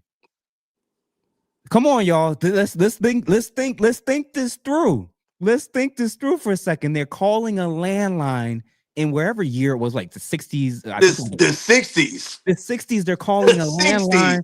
Your from the cell phone, moon. listen, y'all cell phone right now. If you go in the wrong bathroom or you drive on the right road, your phone service might temporarily stop working or people can't hear you. Exactly. Zoom ain't even all the way always right. But they were able, come on, y'all. Come on, y'all. You had Buzz Aldrin's comments, repeated comments when he would get interviewed and him making statements. People would ask, well, like, what was it like? And he would make statements randomly. He'd be like, we actually didn't go. And we actually didn't. And I'm like, look at the footage after the astronauts supposedly came back. When they first get interviewed, look at their faces, look how they answer questions. I'm just saying, y'all, it doesn't add up. Even the explanation for the NASA scientists right now, if you go online and look for yourself, there's two things that, like Illa just said, that's going to rock you. They said, one, the reason why we can't go back is because we've lost the technology to how to get back there from something that happened back in the 60s. And then number two, the footage was destroyed. But this the thing. People who think Jonah slept in the belly of the whale for 3 days, they Mm-hmm. would believe that. See, that's what I'm saying. It's a layered. They layer a certain thinking on people. They already got you to accept mad other bogus stories that don't make no sense. So you Yeah. already been mentally prepped for such a time as this. You're gonna believe whatever. I mean, when Yeah. COVID came out, all the information people had saying, don't take that shit. I seen a black lady one time was like, Mm-hmm. I'm not asking questions. I'm not giving a fight. I'm sticking my arm out there and I'm Mm-hmm. taking a shot. Next thing you know, all the people that was saying they ain't want to take it, they was demonized on TV and called crazy and all that. Yeah. All of them, a lot of stuff getting recalled. A lot of them big farmers in lawsuits. A lot of people Yep. dying from it. A lot of information coming out saying, hey, actually, it is full of a lot of Heart crazy stuff. issue. Heart It's issue. like these people are. it's like how that's what I'm saying. They skeptical believers because at the same time they complain about the system and the police and the white folks and all that. Them same people believe everything those people tell them at the same time. And I'm not racist. I got white folks that's good friends of mine, good people. It's not about that. I'm just talking about the great society just happens to be white folks. It's just a coincidence. I don't know. They just happen to be white. So I'm talking about the ones that make the movers and shakers that make shit happen in the world. It's like these are the people you feel like is creating these obstacles for you, but everything you're using to decode the world you're in is theirs. It's just the craziest dichotomy. Yeah. This is actually a good one. So, my philosophical viewpoint on all these conspiracies in general is my belief system is that by default of being born in a society, you're already going to be born into a matrix. And with the matrix, for those who haven't watched the Matrix before, the matrix is a some refer to it as a system, some refer to it as a prison, some just say it's just a system. And I like the word system personally. It is a system and way of orienting a person's reality to shape how it is that they see and perceive themselves and their history and their health and their life's purpose. They've shaped everything from the moment you could imagine. They tell you what to eat, what your options are. They tell you what you have to inject in your body, the news, and everything that you could imagine. All of this is set up in such a way where, like in the Matrix, it's the person that steps outside of it, the rules. Well, this is what we always were told. That's the appeals to tradition. They've convinced you, and this is how I frame it. Let's use it from a religion. I'll use it as a religion as an example, based on where you were when you were born, where you were born. The matrix of your religious mindset is going to be shaped by when, where in human history you were born. Obvious, right? So if you were born prior to 36 AD, nobody was Christians. If you were born in Northern Asia at that same time, more than likely you still wouldn't have been a Christian, even though Christianity was just starting to pop off at the tail end of the first century. And what I'm suggesting is take that concept of what you're religiously exposed to and now apply it to everything. Your view of history, whether or not we went to the moon, scientific advancements, even down to who you think did those advancements. Every single opinion, every single thing that you think this is the truth, you have to start with the premise of, or at least with the question of, is this something I've decided makes sense to me, or is this something I've been told and taught is? So when COVID happened, like you said, we were all told safe and effective, safe and effective. You will not be able to contract COVID. Those are the two things Fauci said repeatedly: safe and effective. You will not be able to get it. Obviously, both those things turned out to not be true, between the healthy athletes passing out and their heart stopping, the myocarditis, people having breathing issues now, et cetera, et cetera, et cetera. The spike proteins and all the issues that people are claiming that they're starting to experience. People are starting to die off left and right. And that they said post the injections, the all-cause deaths are through the roof.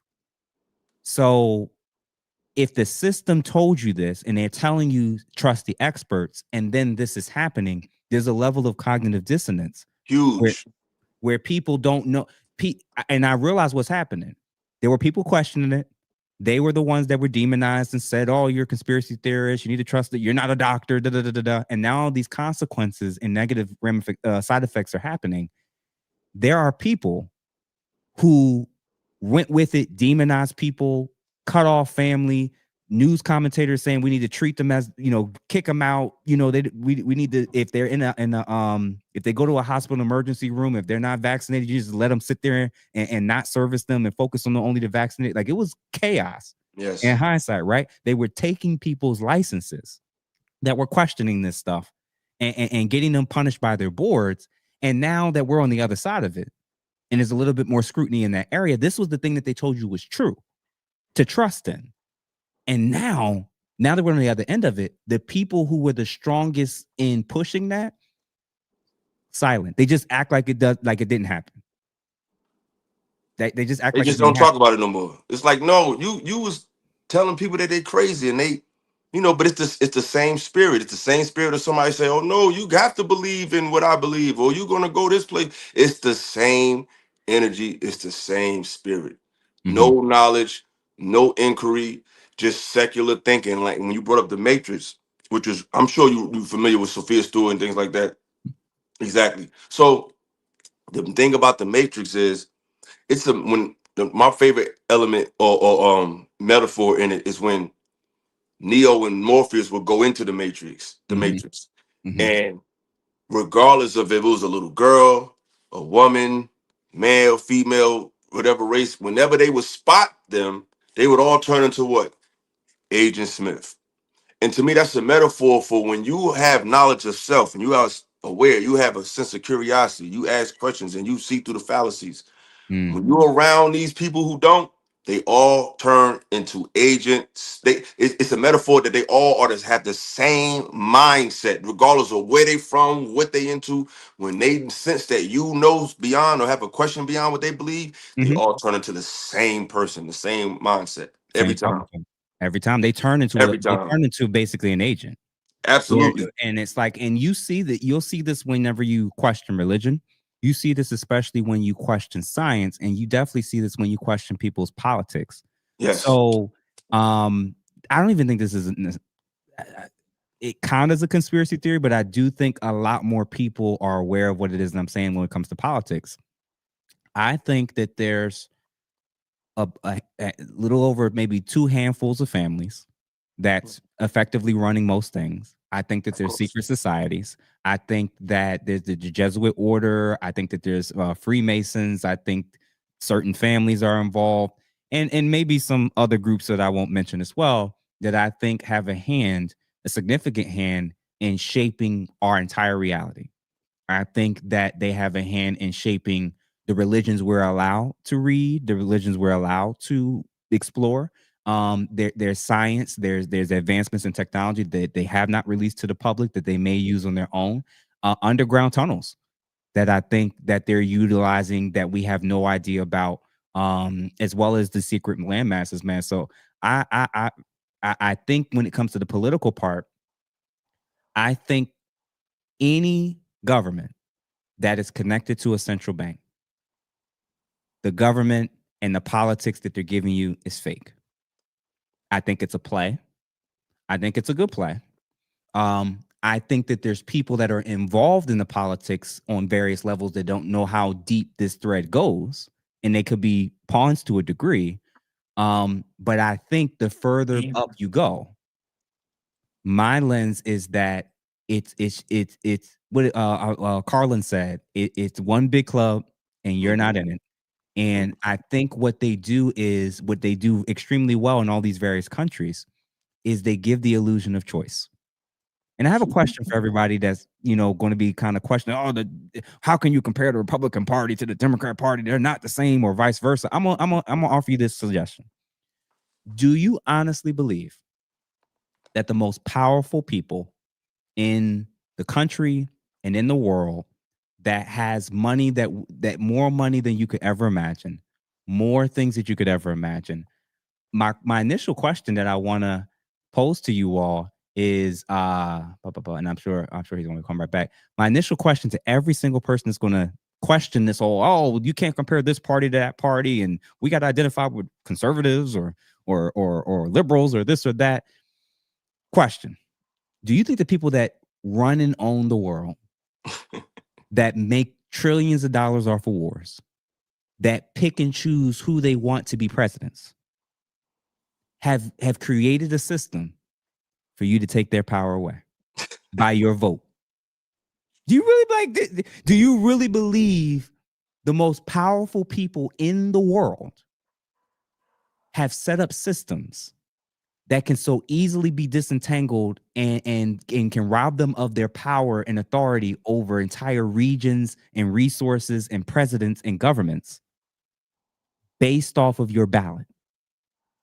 Or do you think that regardless of who gets to the top, they've either already been compromised and set up from the beginning to just be one of your choices, or once they get there, they find out who's really in charge? Which is what you think, bro? What you think? Be honest with me. I mean, and that's the thing. It's like there's so much evidence to be to doubt and to second guess what's around you. Like how much more proof you need there's enough reasons to speculate what they may or may not be based on how they treat just general people in this country since we've been here. It's like, how in the world you don't think that the people who conspired to kill Malcolm X and Martin Luther King and COINTELPRO saying we're trying to stop the rise of a black messiah, what Yep. makes you don't think there's any chance that they might be interested in or involved in any type of debauchery on a grander scale? And then when you study actual history and you see all the bloodshed and all the conquering and the family, like you said, like all this information is not hard to find. Yes. And then Yes. they put out films because you live in a country that told you, because the word conspiracy theory was literally a creation of the government. Yeah, Mm. JFK made to address secret societies on television. He said America has no place for secret societies. So if the Mhm. president said that, obviously he's aware of something like that. Yeah. So the thing is, people don't have. It's like they don't. It's enough. When there's smoke, there's fire. And Hmm. if you see enough of these red flags, nothing to make you say, "I wonder if," or I wonder that." And look at the films they make. They told you that JFK was a conspiracy theory, and then dropped the movie about the conspiracy theory of JFK. It's like yo, they don't even respect nobody's mind. Because when you're dealing with these secret societies, they had in their mind, if they tell you what they're doing, they avoid karma in their mind.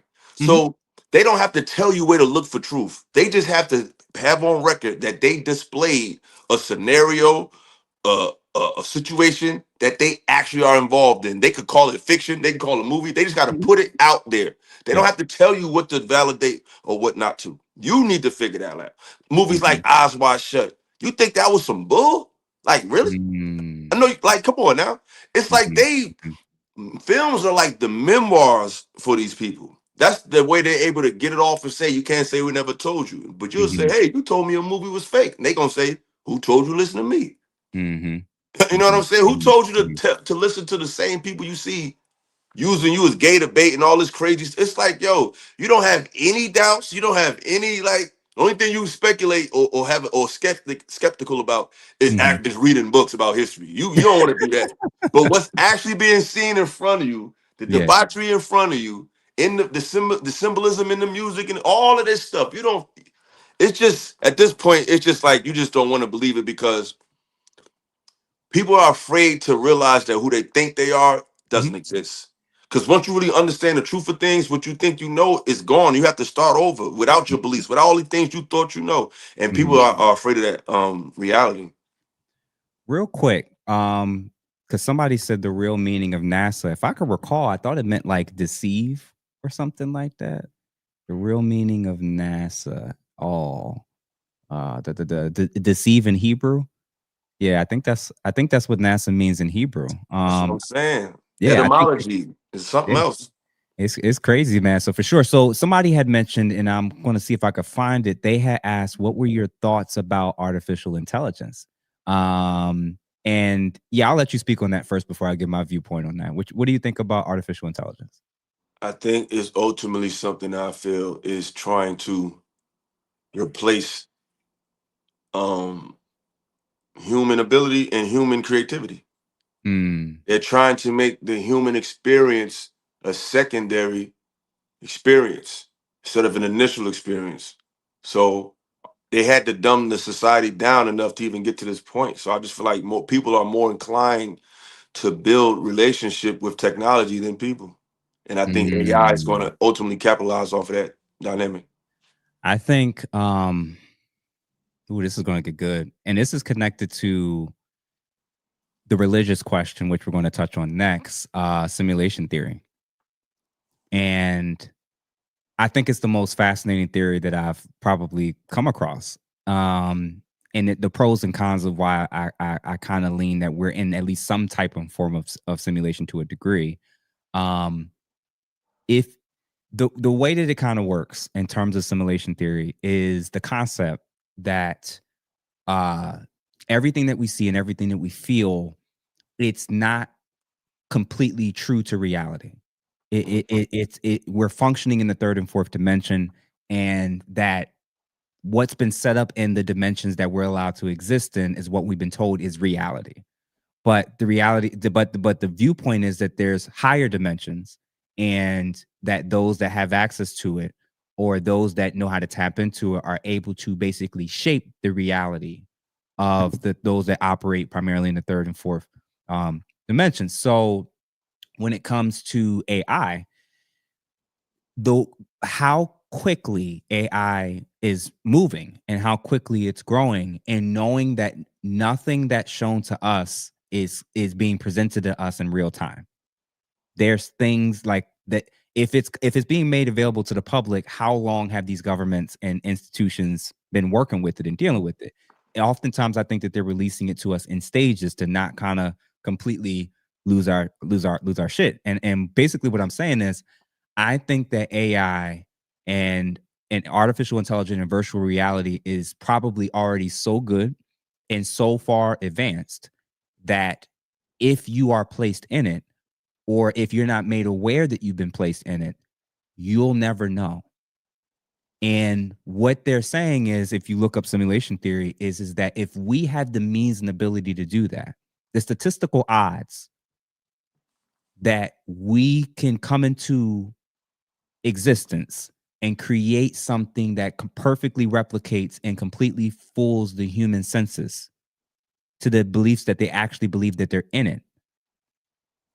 Well, they've already done it with our whole view of history, our whole view of everything that we think we know. They've already shaped and told us where God is, when we started, when dinosaurs came. They've told us everything that they feel we need to know to shape how it is that we see ourselves in history. Mm-hmm. So AI is getting so good that people are now questioning videos that we're watching right now, right? When you see something AI, like, oh, is that AI? Is that AI? And that's what's happening. We've seen the speed of it in the last 3-4 years. So I wonder, basically, the question is, what's the statistical odds that we can create an aspect of virtual reality using AI and creating the system where it looks and feels indistinguishable from reality? If we're able to do that, the statistical odds that has never happened already or happened to us is insane. Like, it's such an insane number at the odds that we will be the one thing in creation or in existence or in the material realm that was able to create something that perfectly matches and aligns with reality. And if we are able to do that, the statistical odds that hasn't already happened, and we're just one of many different simulations that's playing this out. It's I don't know, man. It's interesting. No, it's funny that you said. There's two things I want to say, because Mhm. it's funny that you said that. The first thing is, I think one thing AI can, that I think is a good thing with AI is it can help you come up with an idea to probably eradicate your ultimate problem if you ask the right question. I had a conversation Mm. with AI the other day Mhm. about nationality, and I literally made AI agree with me. It was a back and forth, back and forth, back and forth. And it finally just capitulated to what I said and gave me a whole plan for reparations via the United Nations and genocide. I mean, literally all of that. It literally gave me a plan. It agreed with me, my idea of how to attain that. Mhm. And it agreed with me and came up with a plan. So I think AI is something that if you really have a curious mind, you can pull a lot of information out of it to help a bigger play. But the second thing I want to say is, Mhm. it's funny when you talked about how AI is getting close to basically creating a reality that we won't may not know whether it's reality or not, and it's a simulation. Mhm. I don't know if you're familiar with Gnosticism. Mhm. We already in it's like everything is just microcosm of the macrocosm. You know what I'm saying? It's like we already in what this physical reality is almost an AI version of a greater reality. And now we're Mm, just making a AI. It's like we're making something underneath that. It's just the same thing happening over and over and over. It's something we're going to a lower vibrational state to try to tap into something higher than us. You know what I'm saying? So I mm, think it's constantly just happening over and over and over and over and over because this reality is based on mimicking something else. You mhm, know what I'm mhm, saying? And like it says, there should be no God greater than. It's like if you're a God, it's there. You're a God. So I'm a jealous God. It should be nothing. It's all these little clues to show you that what mhm, whatever you think is over you is simulating something or mimicking something or trying to prevent you from seeing something greater than it. Because people want you to use AI over your brain, just like people want you mhm, to worship mhm, something over knowing that that ain't what you really need to be focused on. You like it's just it's all one thing replicating itself in different types of realities and dimensions, in my opinion. It's the same story done over mhm, and over. Somebody's playing God, even mhm, God. Don't let that go mhm. over your head. Listen, we'll stick on that right now in terms of religion. Um, if you don't mind, if you want to state where you presently in your view personal belief system of both religion and whatever people think of as God, and then also what do you think of religion in general? Do you think that it's helpful? Do you think that it's harmful? Yeah, we'll start there. I think it can be both. But Okay. like my brother Monster said, because people we want to talk about, people confuse belief in religion with belief in God. They don't understand Okay. that God is.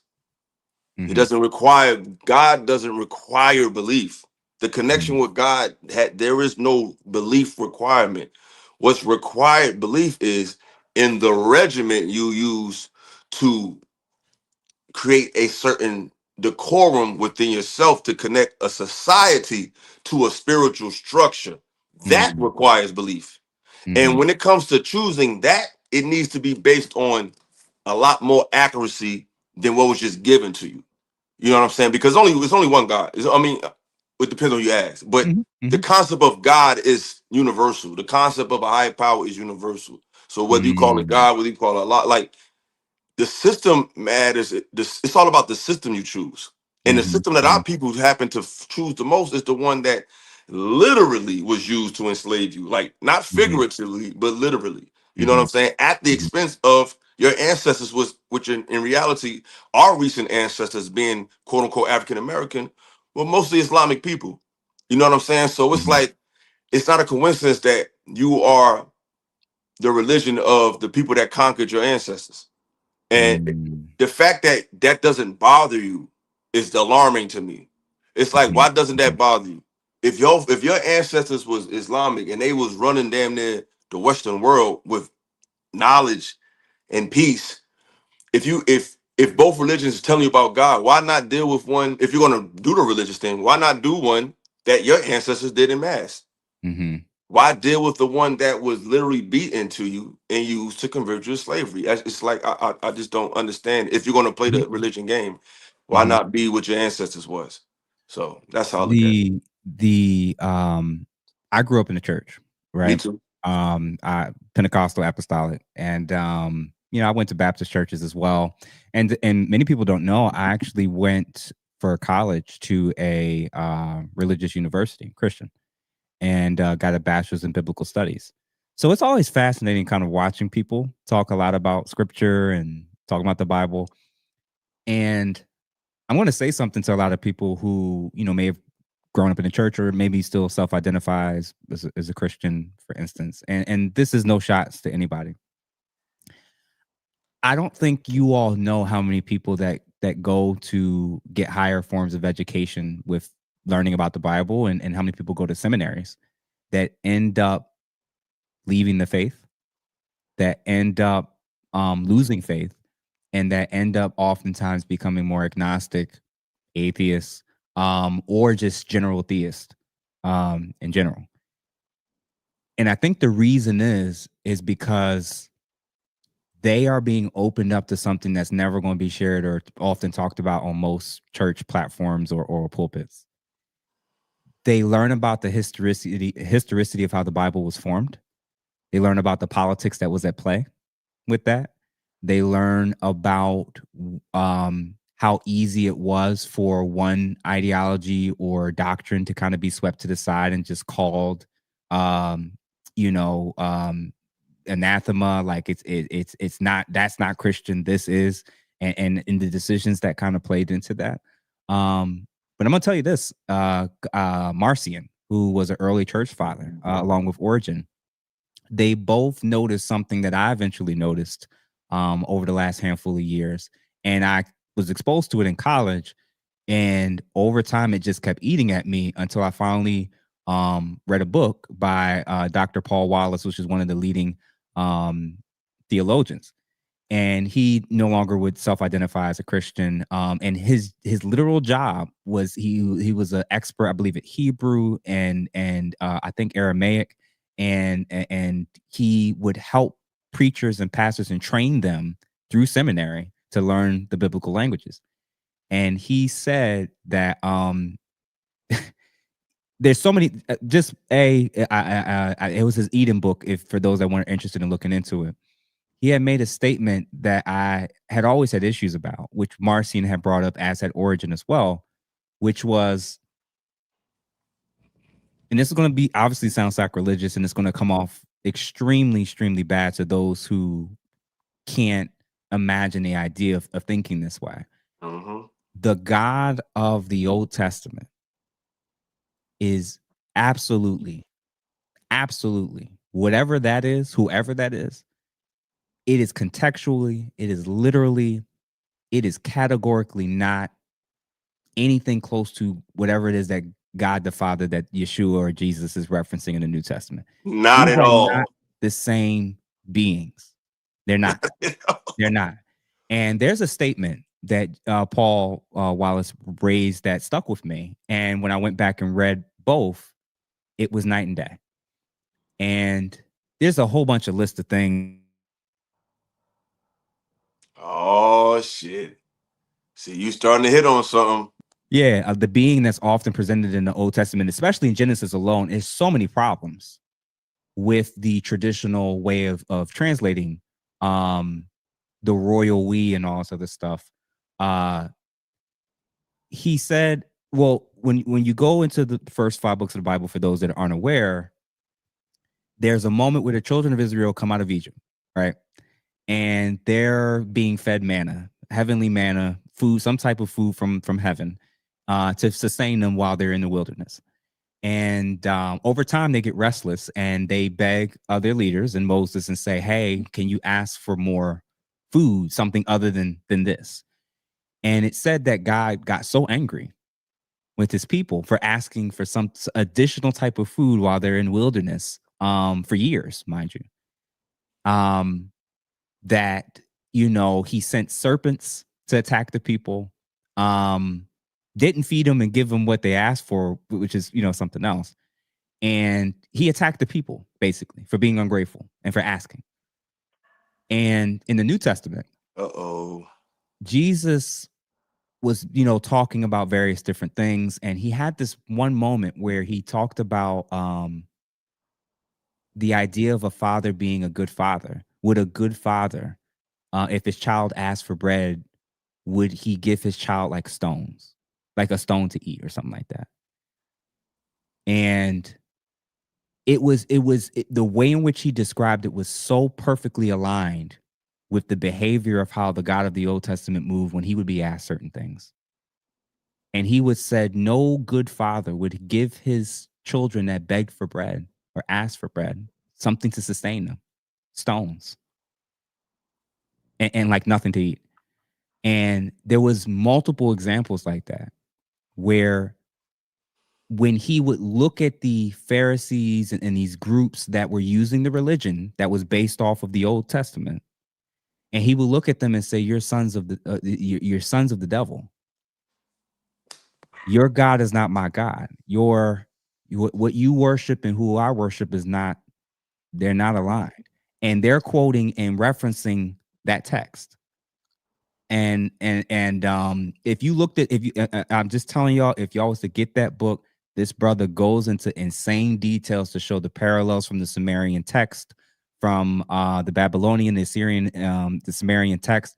And when it's referencing and showing how much earlier these stories came about, and the Epic of Gilgamesh, and when you start comparing and contrasting, and then you start seeing the themes of ancient civilizations from all over the globe, separated not only by distance, but thousands of years apart from each other, having similar themes about beings coming into contact with humanity, having a hand in creation and molding and intervening and even impacting their DNA, and giving them instructions on how to live, using them to go to war with neighboring nations.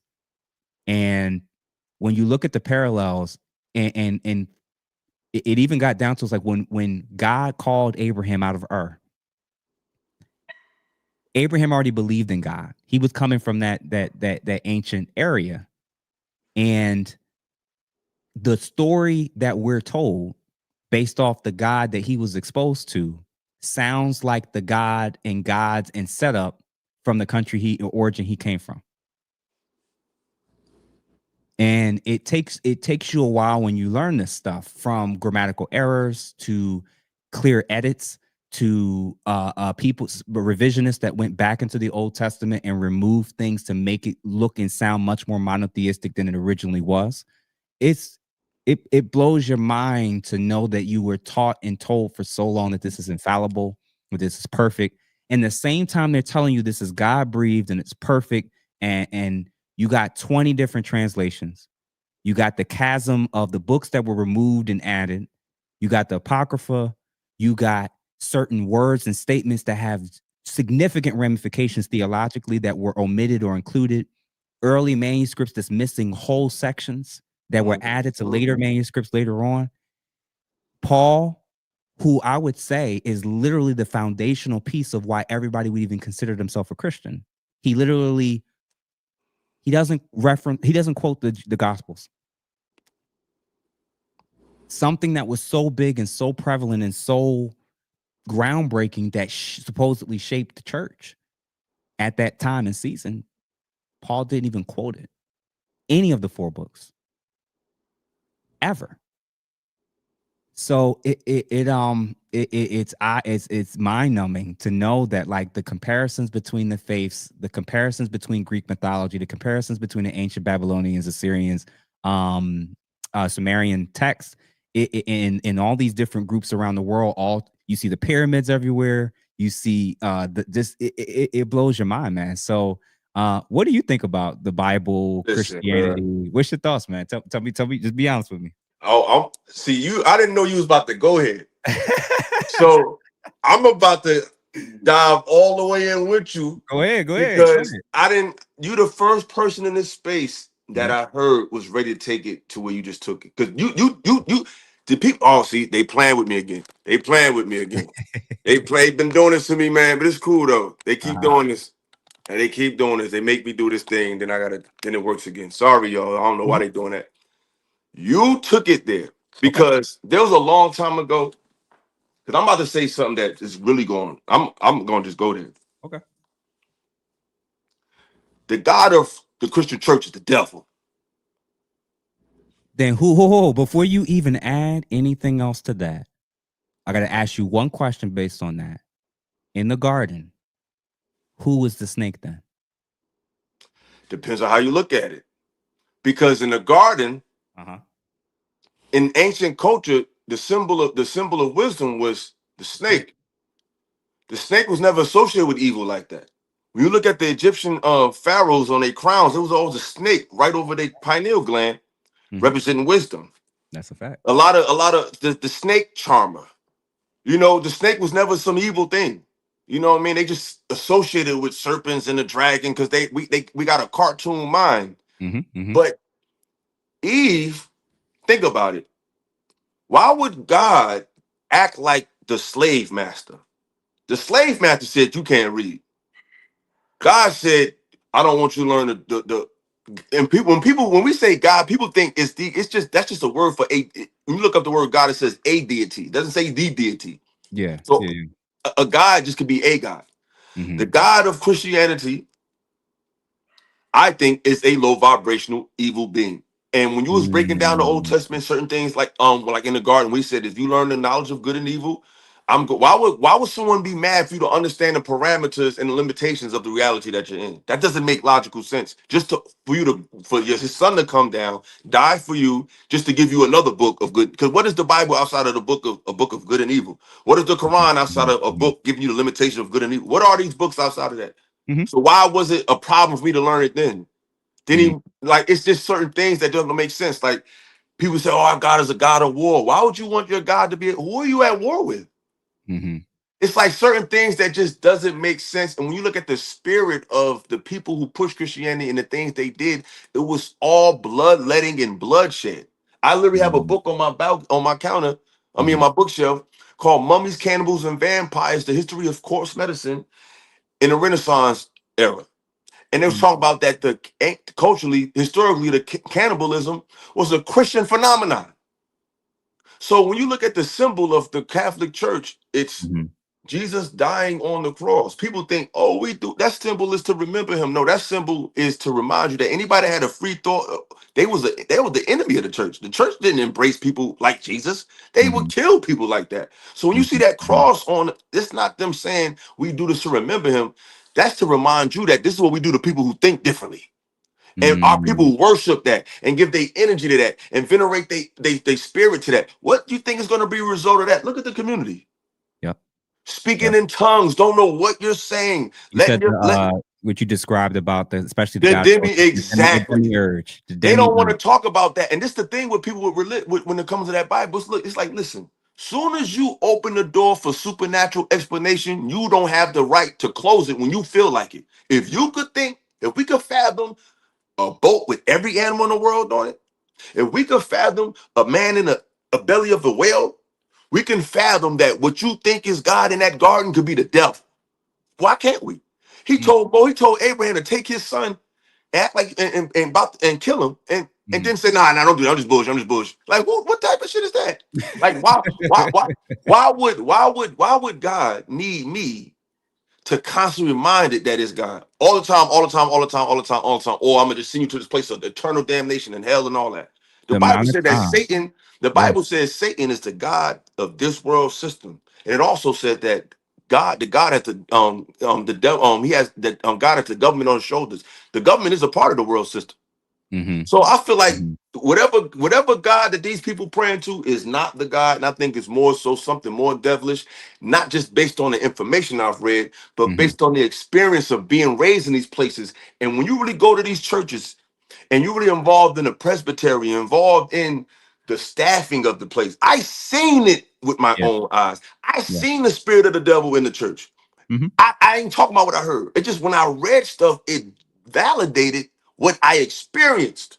Mm-hmm. Because I seen that energy there. Look at these people when you don't agree with them. They become the most disgusting, Yeah. rude, dismissive, arrogant, narcissistic people you've ever met in your life. I Yeah. was on a couple shows lately when we was talking about this conversation, and I didn't come out and just say that because I ain't heard nobody black in this space willing to go there. But Yeah. Brother Jeff is willing to go there. Shout out to Brother Jeff, another East Coast up north dude. Don't let that go over your head. But anywho, when I was on a show with these men, and we would bring up books and quote references. Imagine you all that stuff you just said to me about you went to school for the seminary and you Yeah. actually are educated in that field and not just respond with, well, whatever, that's bullshit. I don't care. You can do whatever. That's not even academic. That's not even the way to engage in academic discussion. You It's can't not a just good say filter. that.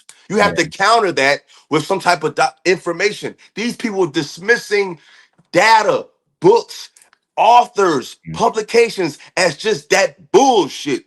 That's Mm-hmm. the devil. When you Mm-hmm. got a mindset like that and you just dismissive of just straight, real, uh, honest study and Mm-hmm. discourse that's just bullshit, you Yeah. are a demonic person. These people are Mm-hmm. demonic. Mm-hmm. You think it's okay to pretend to drink blood and eat flesh to remember somebody? Mm-hmm.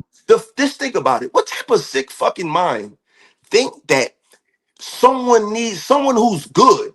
needs to be mutilated for all of us to have another day. What type of person would even accept that as an explanation for their divinity today? I would. What? This is the crazy thing. I did accept it, and I I mean, would. me too. No, Right, I'm saying me right, too. right.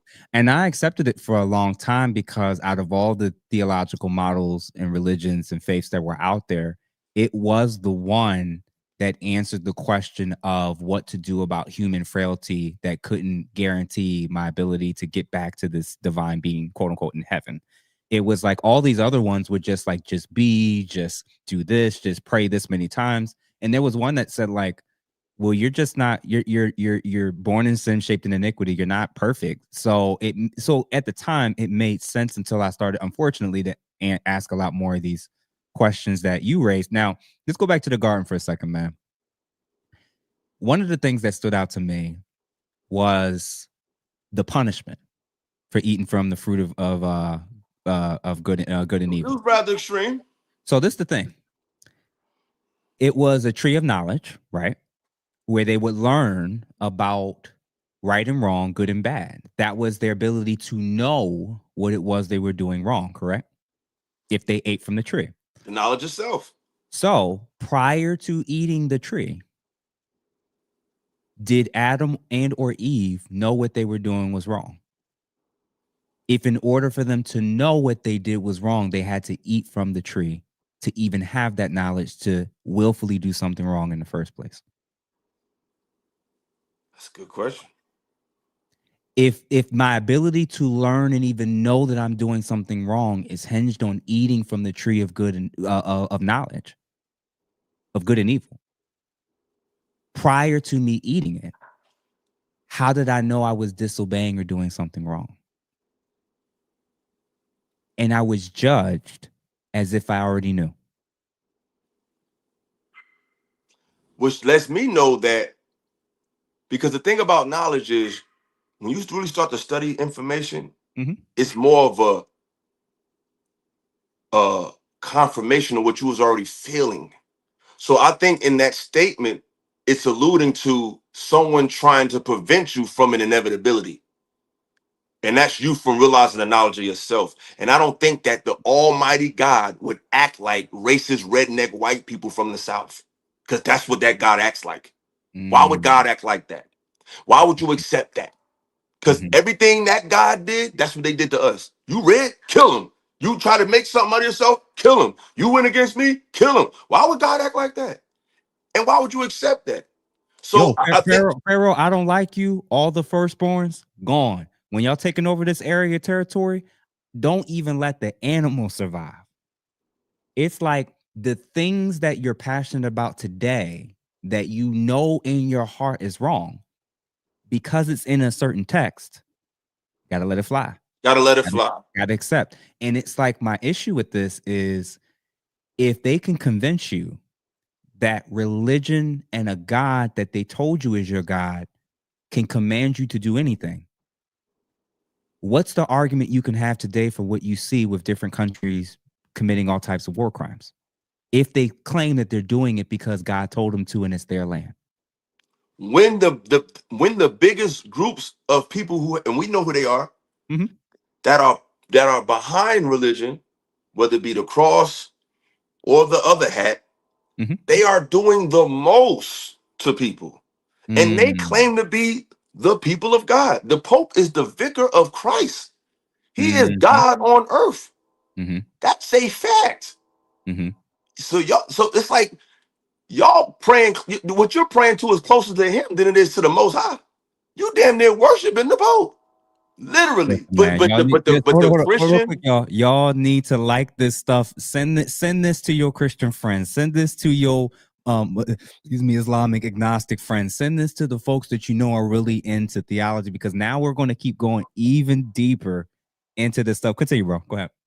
Yeah, so it's like, and people get mad at me because they're like, why you judge? You quote from the Bible. I said, because first of all, I was raised in it. Second of all, that's all y'all understand. And third of all, the Bible is not necessarily talking about you Christians. If you want to give him a religion, actually the way Jesus behaved and the way he moved was more Islamic than anything. If you want to call it, or if you want to give him a religion, he was the Prince of Peace. Islam means peace. The concept that religion is trying to convey is simply just peace. Yeah, he spoke Aramaic, right? Yeah. And the name for God in Aramaic was Ilaha, or Allah. He prayed with his forehead on the ground. Christians don't pray like that. They do the hucklebuck and say Hokomo Shando. So it's like when you don't study history, you can't look at this information from an historical context, because the same people of Palestine, what are they today? They Muslim. The people that was killing them is who today?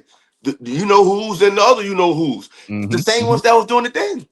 It's nothing changed. Y'all just looking at it from like you'll read all this information. These ignorant men, the only thing they care about is, do you believe Jesus died for you? Nothing else matters. If you don't believe that, they don't care what you're talking about. Which is like, why is someone being dead?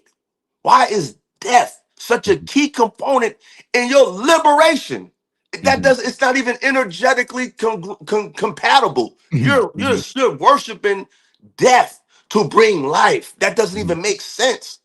But look at the energy of these people. They go to these churches, they just get out. You know it. You was raised in it. Them women be in there big, diabetic, and alone and broke, and give years and years and years to these places and don't never get no man or nothing. It's by the grace of God my mother got out of that shit. Yeah. And These people think it's a game. This shit is demonic. You mentioned speaking in tongues. I had covered this maybe 12, 15 years ago, growing up in it. And I never was one of these people that was able to do it or fake it. And they claim that this was like a higher level of anointing, right? You know, in terms of the spirit coming upon you, right? And they were always pointing to Pentecost, when the spirit first came down, and there were Jews from all over the Roman Empire who was in Jerusalem at the time. And when Pentecost happens, the spirit comes down, and all of these Jews who coming from different countries and spoke different languages, as they began to praise God and speak out in tongues, they were all able to be understood simultaneously. And the reason why it was so significant is because it actually was a direct parallel and contrast to what happened with the Tower of Babel. The Tower of Babel, back then, the people at the time, all of humanity that was living there at the time, according to the story, was trying to build up a way or pathway, a gateway to God. And God was like, hey, what are these people doing? That we gotta confuse them. And then before you know it, God intervened and separated the people by their languages, and the people dispersed and stuck around their groups, right? So the Tower of Babel was like when the people were getting too close to God or God's realm on their terms, meaning humanity just decides this is what we're going to do. Y'all got to wonder this for a second. There's two pieces to this, and I want to see what you think about this. Number one, if the people were building something that could actually bring them close to God and get them into God's realm, if they could see it, if they could do it, whatever it was that they were referencing probably wasn't God, the God that we're all talking about, right? So that's one. It doesn't matter how far we build up these skyscrapers, we're never going to break into heaven if it exists, right? So that's one. But if that was seen as a consequent and punishment of God intervening to stop humanity from being able to get as close to him on their terms, then you get to the New Testament post Jesus's death, burial, and resurrection.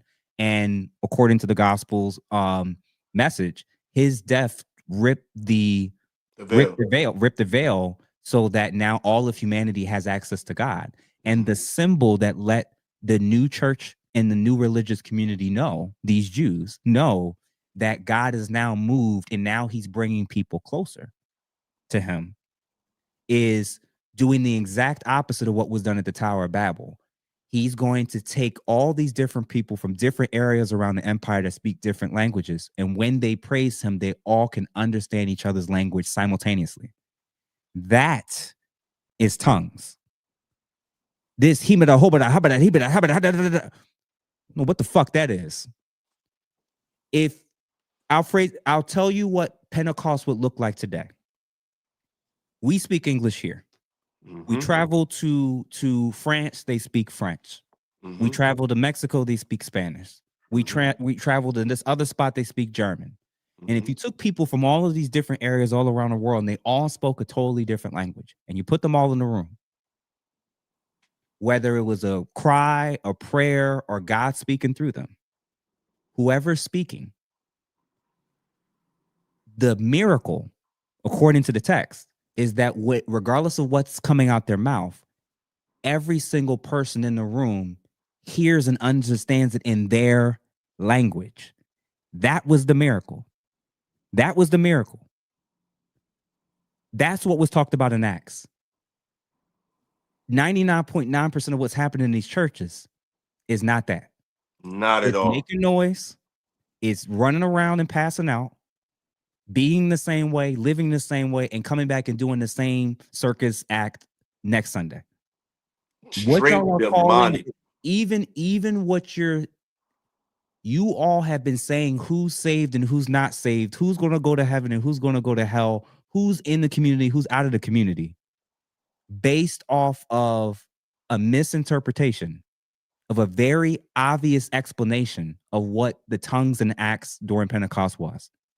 And when I went back again, when you go to school, when you go to seminary, when you go to these biblical universities and you learn this stuff and you take courses on church history, you see a rapid decline for a significant chunk after the first century of church fathers never even referencing tongues at all.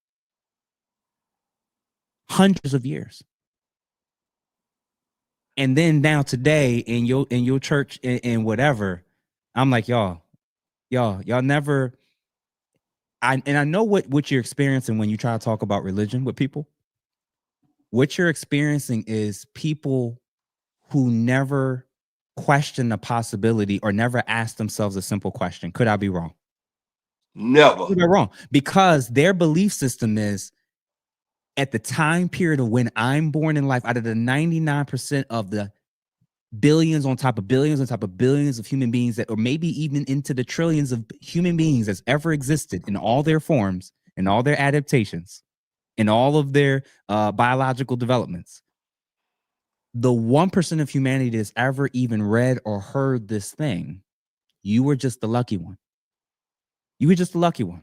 You were the lucky one out. You were the one out of the 99 of all of 1% out of the 99% of humans that's ever existed that's never heard this.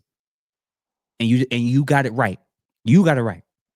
The whole everything. Don't worry about the politics. Don't worry about it. You have it down packed. You got it. You got it. So then when science contradicts things, when it's the religious text, their own book contradict what they talking about. Things. When church fathers contradict things that we're saying as orthodox today, y'all, I asked this question earlier and I asked the question again. It's the same thing with voting.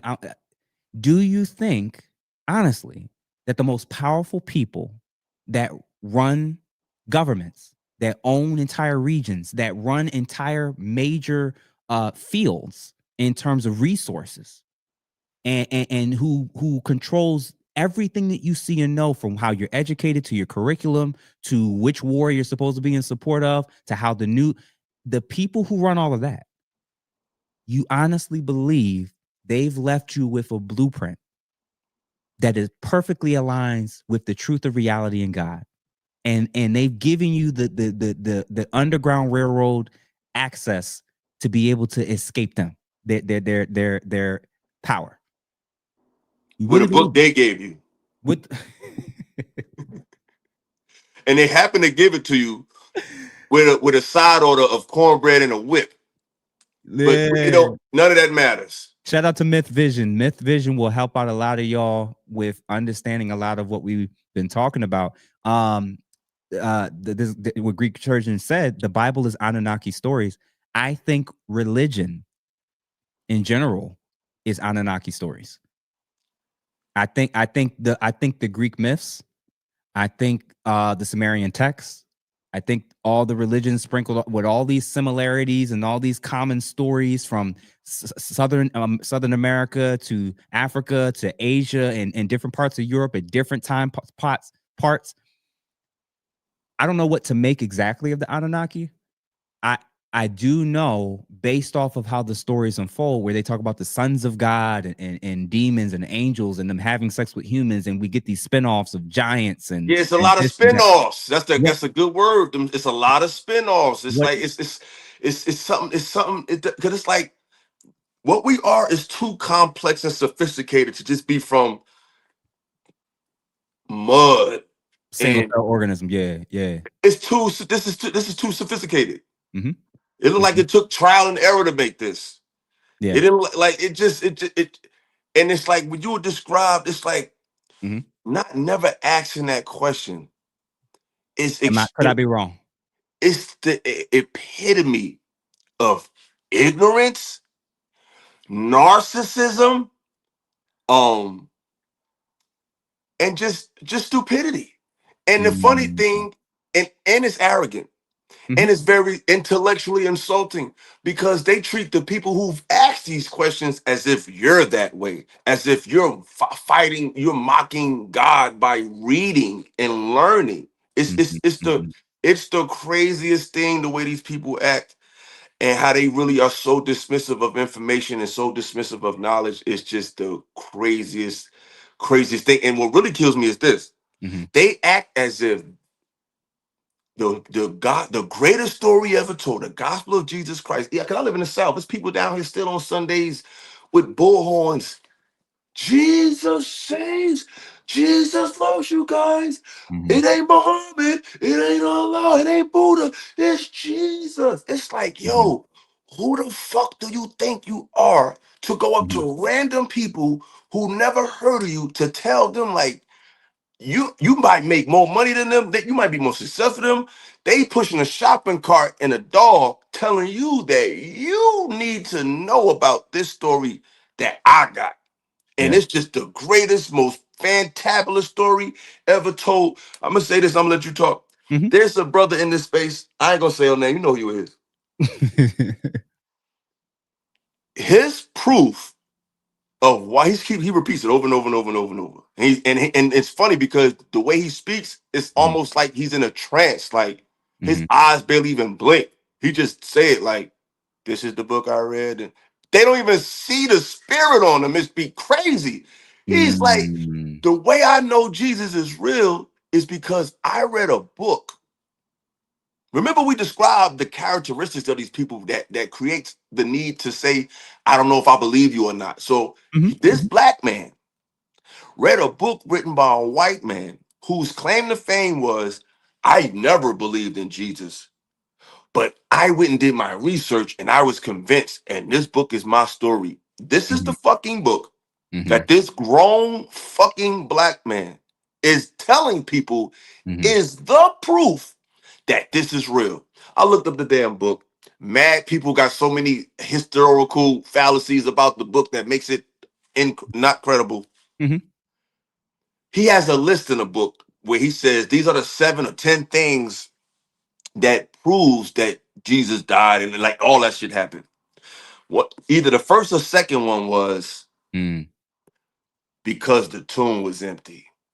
You don't say. Get out of here. It's Get out of yeah, here, man. it's crazy. Really? It's what That's it the is. book It that you're telling other people yeah. that look like you that Mhm, this was the one that convinced me, like as if a white man telling you about the reality of Christendom mhm, is ironic. No, they've always done that. You believe it's mm, like the fact that the fact that you really believe that he didn't believe, you believe that like that's the thing about the believer. The believer will never respect conclusion and mm, scientific method ever mhm, because they can simply just say, "I don't believe that." And if you can always just say that, if everything in your reality comes down to "I believe it" or not, you are in utter chaos and you can never come to conclusion. That's a mm. these people are really psychopaths. Mm-hmm. I Mm-hmm. don't I don't got nothing for him. Like I really I try to deal with him, but now that I know that I'm in a safe space on the Jeff on the brother Nah, Jeff we going show, deep. We going deep. I can't deal. It's like, yo, bro, and they talk to you as if you know. It's like, yo, everybody is a Christian. You're a Christian by default when you're born. You don't have a choice. Mm-hmm. So talking about it from that perspective isn't radical. It's pretty Mm-hmm. par for the course. It's actually secular. Well, what happens is there a lot of times, having grown up in it and having gone to school in it and listening to every argument, I took apologetics. So I know all the arguments that people tend to use and make to explain how they come to the conclusions that they did, but they don't use the same level of scrutiny to their own text that they do with other texts, number one. And then number two, which is unfortunate, is if people say you believe in God and you believe in Jesus. And just to clarify, I personally do believe that a human being or an individual or whatever we want to, I do believe a Yeshua figure did exist in the first century.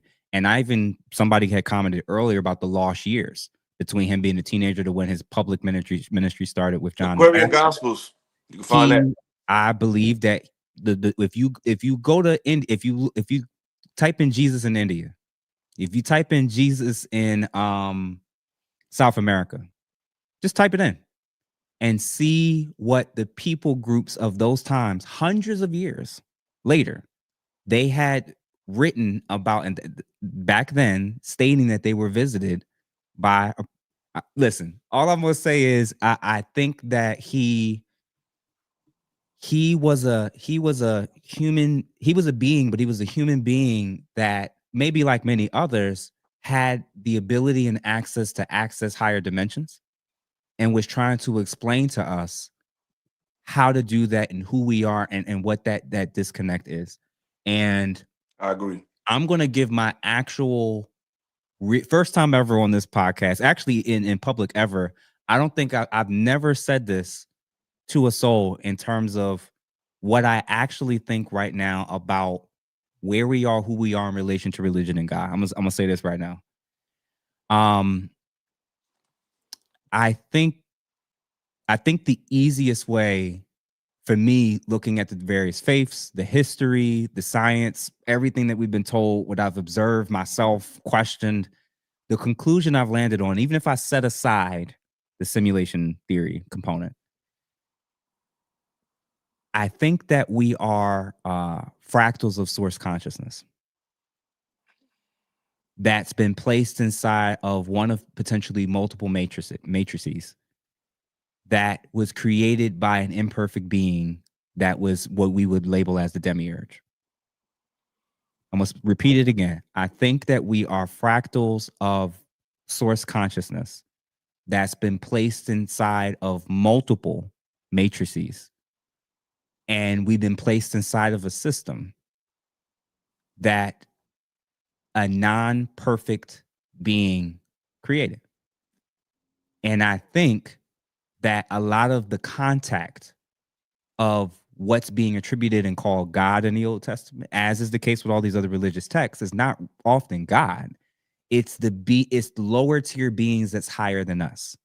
Yes. And the question is, with the Anunnaki, with whatever these beings are, these sky people, these Anunnaki, these Beni Elohim, whatever you want to label them as, these Greek mythological beings, whatever you want to label them as,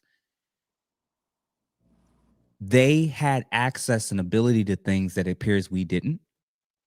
But I feel like they told on themselves in two ways. When you look at all these religious texts, including the Bible, there were 2 points that lets me know that there's some similarities between them and us.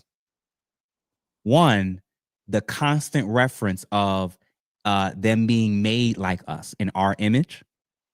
And they said let us, not let I. Yeah, let I us, said let right? us, plural. Number one. And then number two, if it's so for that first part, if it's a constant reference of this similarity and connection between they're growing too fast, they're learning too much, they're becoming more and more like us. Now we got to intervene. Now we got to shorten their lifespan. Now we got to change their language. Maybe the gap between what they're calling God in the Old Testament and human beings wasn't quite as expansive as perhaps we've been made to believe, if they're so fearful that we're learning and growing and moving too fast for what they expected us to do. And now they have to intervene to shorten our lifespan. Looking at, even if you take religion aside and you look at science and you look at evolution, and you can see how there's been structural changes in how we've adapted over time. We have tailbones, we have teeth that we don't need. Something's off, where it's like, this doesn't seem like complete. And we're reading books that saying Methuselah lived, what, 900 years? We're reading ancient texts that we're saying some people or hybrid people were living 1,000 years as kings, as Sumerian kings. And now their years are limited to 140 years. Like something's off. That's one to me. And that's like the big piece of this is like, I hate to break it to y'all, but like, I think that we're fractals of source consciousness that's been placed inside of a system, and we've been told what our reality is. And this being, whatever it is not perfect. So when Jesus is here in this place, Yeshua, however people want to frame him, and he says the God of this age is Satan. And I think Paul may have even referenced it as well and said like the God of this world or this realm is the devil or Satan again. Why don't we just believe him? Why don't we just believe them when they actually say stuff like that? And, I mean, it's so and how about this? When Jesus went into the wilderness for to fast, right as his ministry was getting ready to start popping off, I remember an account where he was being tempted by Satan. Give him the whole world. And he said, I'll give you the whole world. Just bow to me. He just bowed to me. Do you notice that Jesus never called him a liar? So when Jesus up and left and resurrected and the tomb is empty and all this other stuff, whose realm is this? Who runs the system? So when Satan is the God of this world system. So when Yeshua comes in and he's Neo and he's trying to give everybody the red pill and he's trying to explain a whole different orientation and mentality of how it is that potentially you can break out of this system. It's a lot about what's in here and what's in here. Yes. And how and what's the fruit of what's in here. Yes. He got so when he connected and said, what you do to the least of these, you done to me. He's connecting your view and concept of what I'm talking about will reflect how it is that you treat the people around you, even down to children and orphans. And y'all focused on all these rights and all these things that weren't even established until the 3rd, 4th, and 5th century in church tradition, a lot of it. So yeah, man, I think my honest to God belief is I think that we're fractals of source consciousness. And for fractals, for people that don't know, a fractal is something small that's a part of something large. Exactly. So God, what I'm describing as God, is original source consciousness.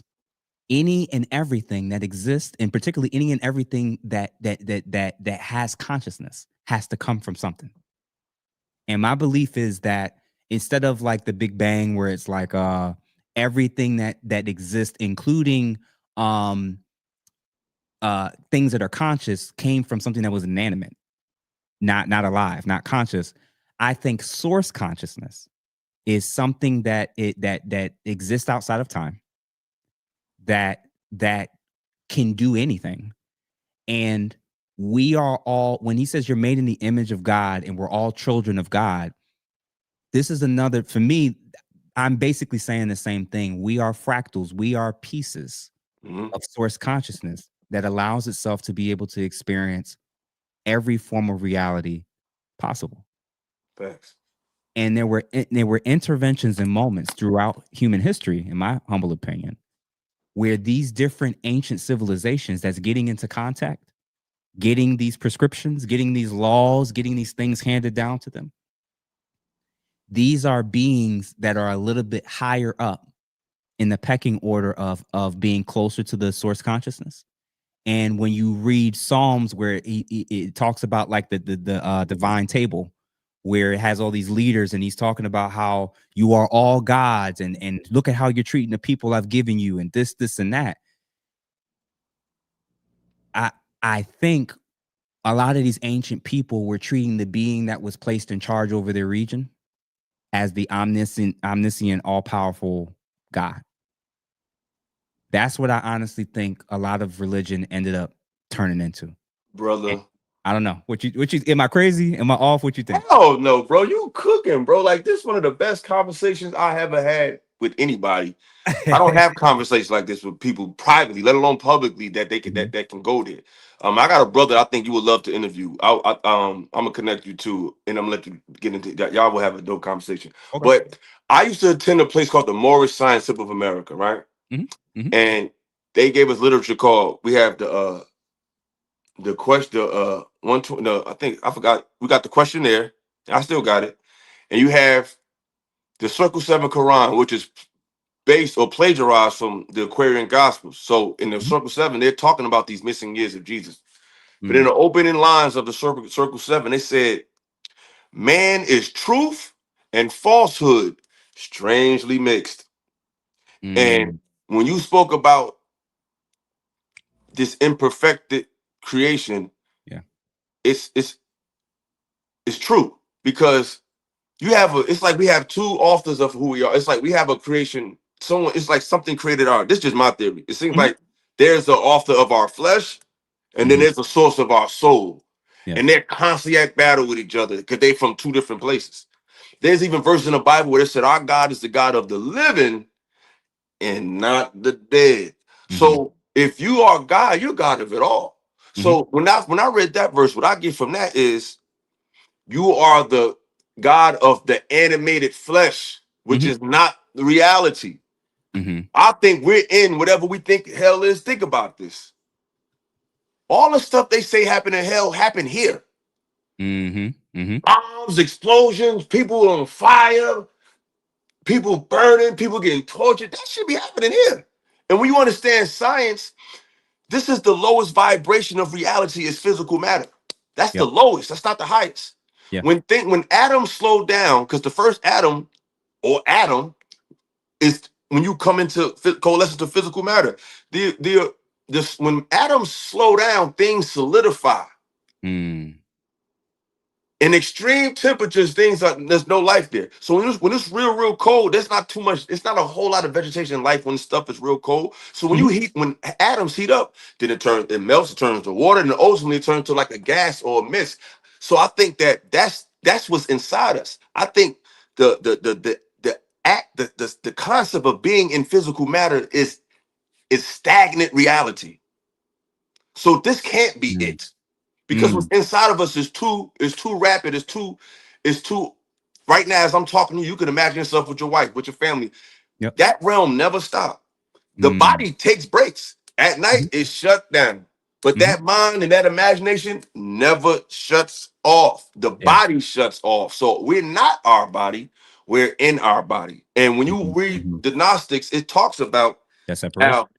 how you were made physical, but inside of you is something that's even what made you don't even have. That's why I'm so jealous of you, because what you described, that spirit you described, that's how the dominant society treats us, just like that spirit. So it's like they really do got a God. Your God is something greater than that, though. There's no way y'all can have the same God. There's no way. Cats would struggle with the idea that although I think the New Testament is significantly better than the Old Testament, and I do think that a lot of its prescriptions are very helpful, as is the case with many other faiths and religions. If people actually did research on the Roman Empire and their role in politics in terms of the formation of the Bible, what if I was to tell you that the Roman Guard, and I don't mean soldiers, I mean the elite in the Roman Empire, had such a significant role to play in terms of the formation of the text that you all hold so sacredly. If I said it was the Romans that did it, if you were to reread the New Testament with this in mind, look at how they reference the Roman culture all throughout the New Testament. Just peep it. Just peep how the Roman culture, the guard. So when it says render unto God what is God's and render unto Caesar's what is Caesar, the constant there were texts, especially in Paul writings, where some of the writings did not at all. Okay, I'm gonna deliver somebody today. A lot of the people at the time that existed in that time period were illiterate. Okay. And the way in which a lot of these texts were written in the New Testament, especially the gospel specifically, if you actually looked at the time period, if you actually looked at how it was written and reevaluated why it wasn't referenced more outside of the Bible, and even people in the Bible didn't reference it, there's an argument that much of the authorship is actually up for questioning. All four gospels easily, all four gospels easily. And Mrs. Plum asked this question. Do you know the name of the book Jeff referenced? Here it is. It is Escaping from Eden. Does Genesis teach that human race was created by God or engineered by ETs? Now, if you look at science, I gotta get that. I want to tell you this, man. Out of every book I've ever read, out of every documentary I've ever watched, this book from a very well-known, highly credible theologian who knew the ancient languages, when he stopped and he allowed himself the ability to just allow his thoughts to just open up to what if, his translations sound and make far more sense to how to read the Old Testament and to read Genesis. And it's a game changer. And everything that you've thought, everything that you felt, the things you've noticed in other faiths, other religions, different countries, different regions, ancient civilizations, he brings it all home. All of it. All of it. It all comes home. Very short book. Very easy to get off Amazon. And I'm gonna tell you all this. If y'all read this, I think a lot of you are gonna be a lot more loving and patient and tolerant with people who believe different things than you.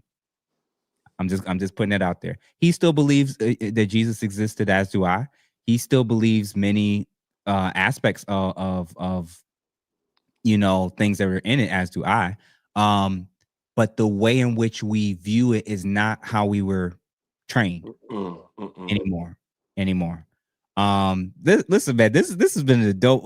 Yo, if anybody that's in this chat right now, if you have not liked this video, please make sure you do. Send this to your pastors, send this to your ministers, to your imams, send it to your friends, your family.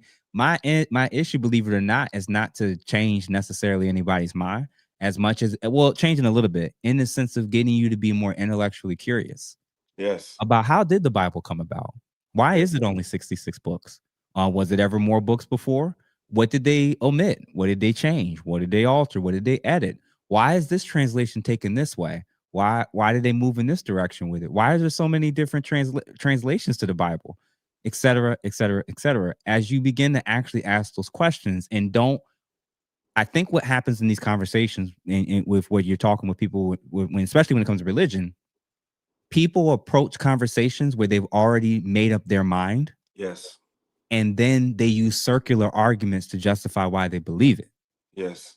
And I'm like, y'all, A, that's not how you have conversations. No. That's definitely not how you win debates. No. And B, you'll learn more if you start with the premise you don't know anything or you could be wrong.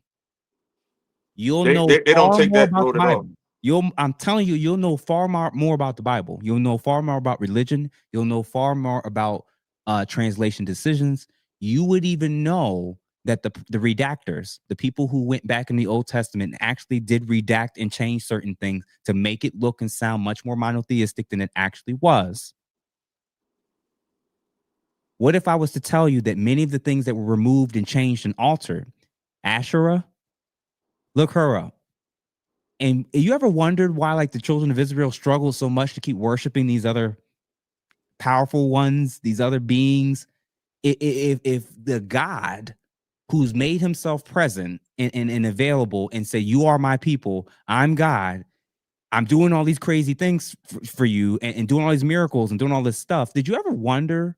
People say, oh, they're just sinners. They're like, no, if every other people group around them also had their God, also had their representative, their tribal being, and they're all going to war with each other to take over territory and resources, and with the indication that our God is the real God.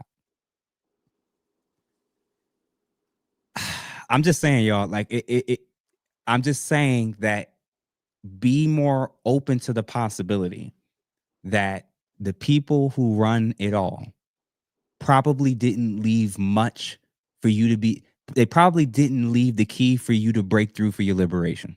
I'm glad you said that word. I want to tell you because there are what I like to do is because we have to put a qualifier on scholarship again. I even noticed in China, they're not letting people even do content no more unless they accredited or something like that.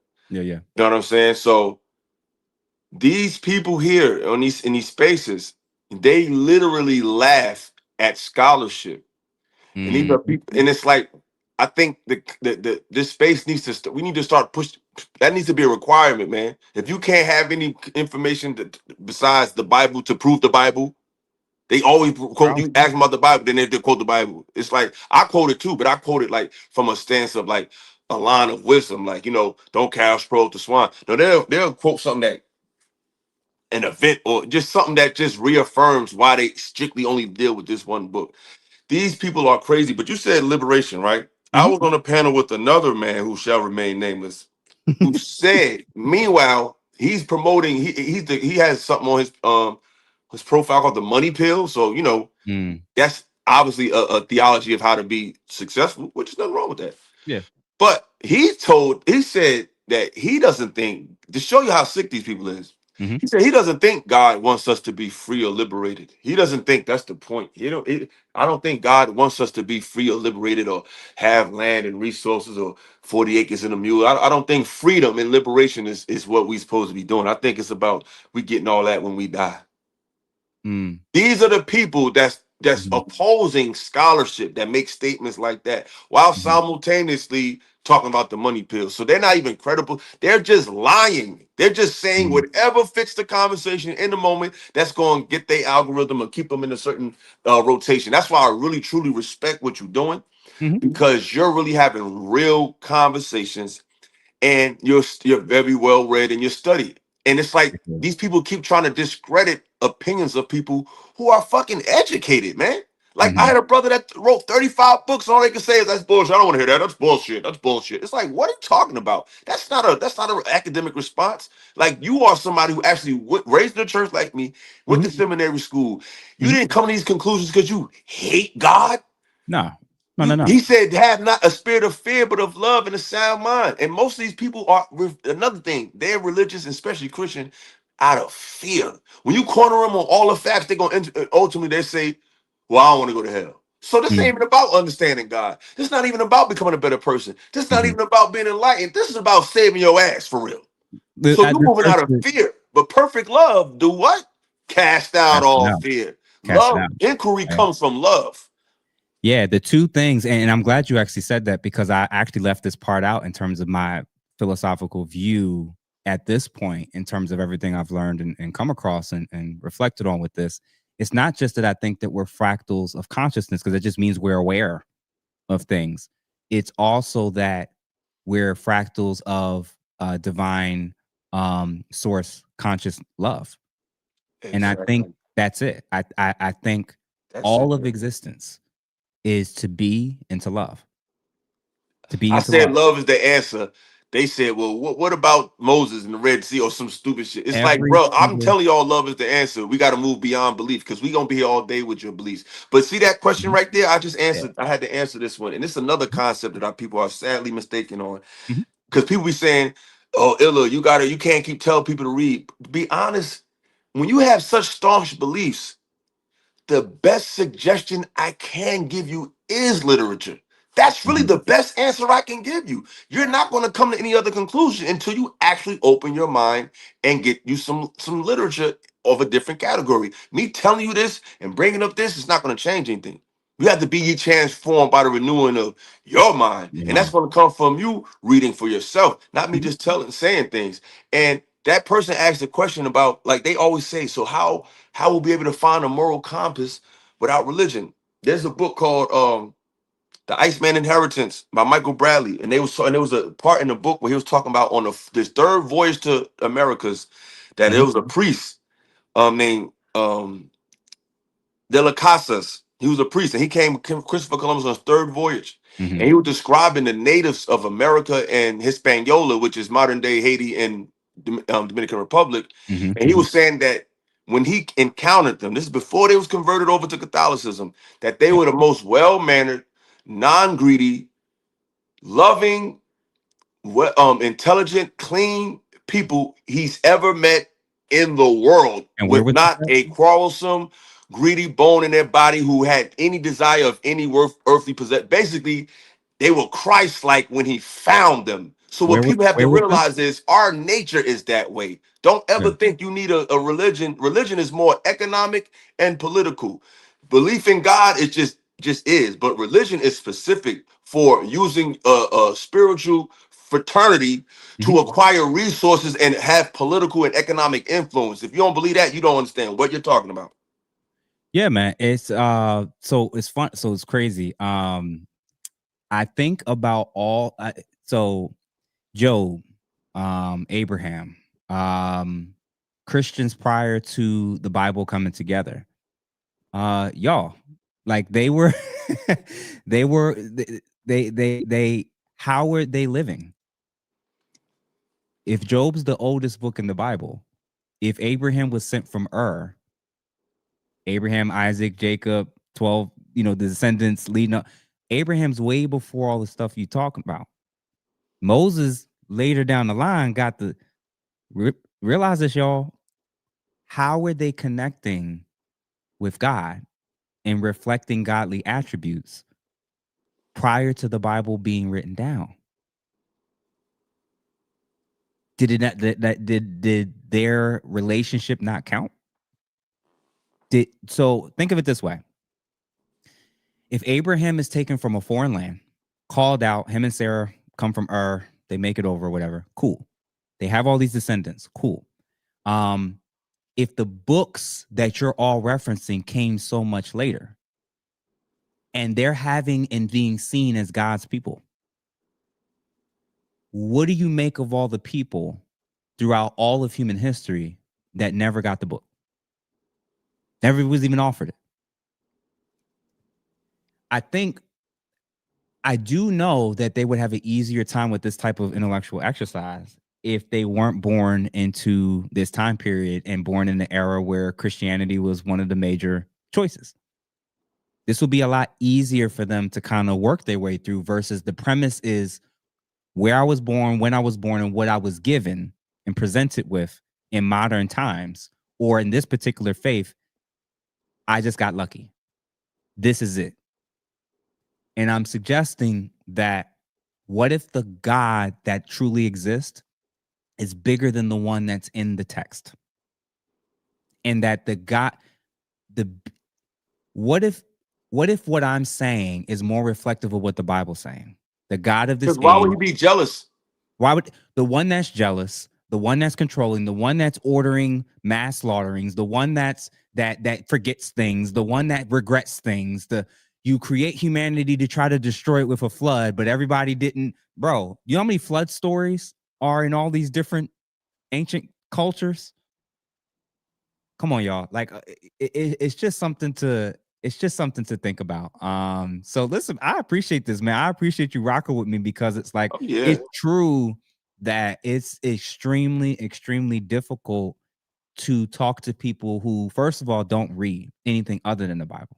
Nothing. And the Barely problem, read that now. Barely right? read that. And the problem is that when you not only read the Bible, but then you read other books that help you to understand it even more, there's a reason why a lot of people end up falling back, like I said, becoming a little bit more agnostic, being a lot more open with their thoughts and views on certain things, because it's not, I think a lot of people think it's as black and white, and it's really not if you actually know what the Bible is and is not stating and saying for sure.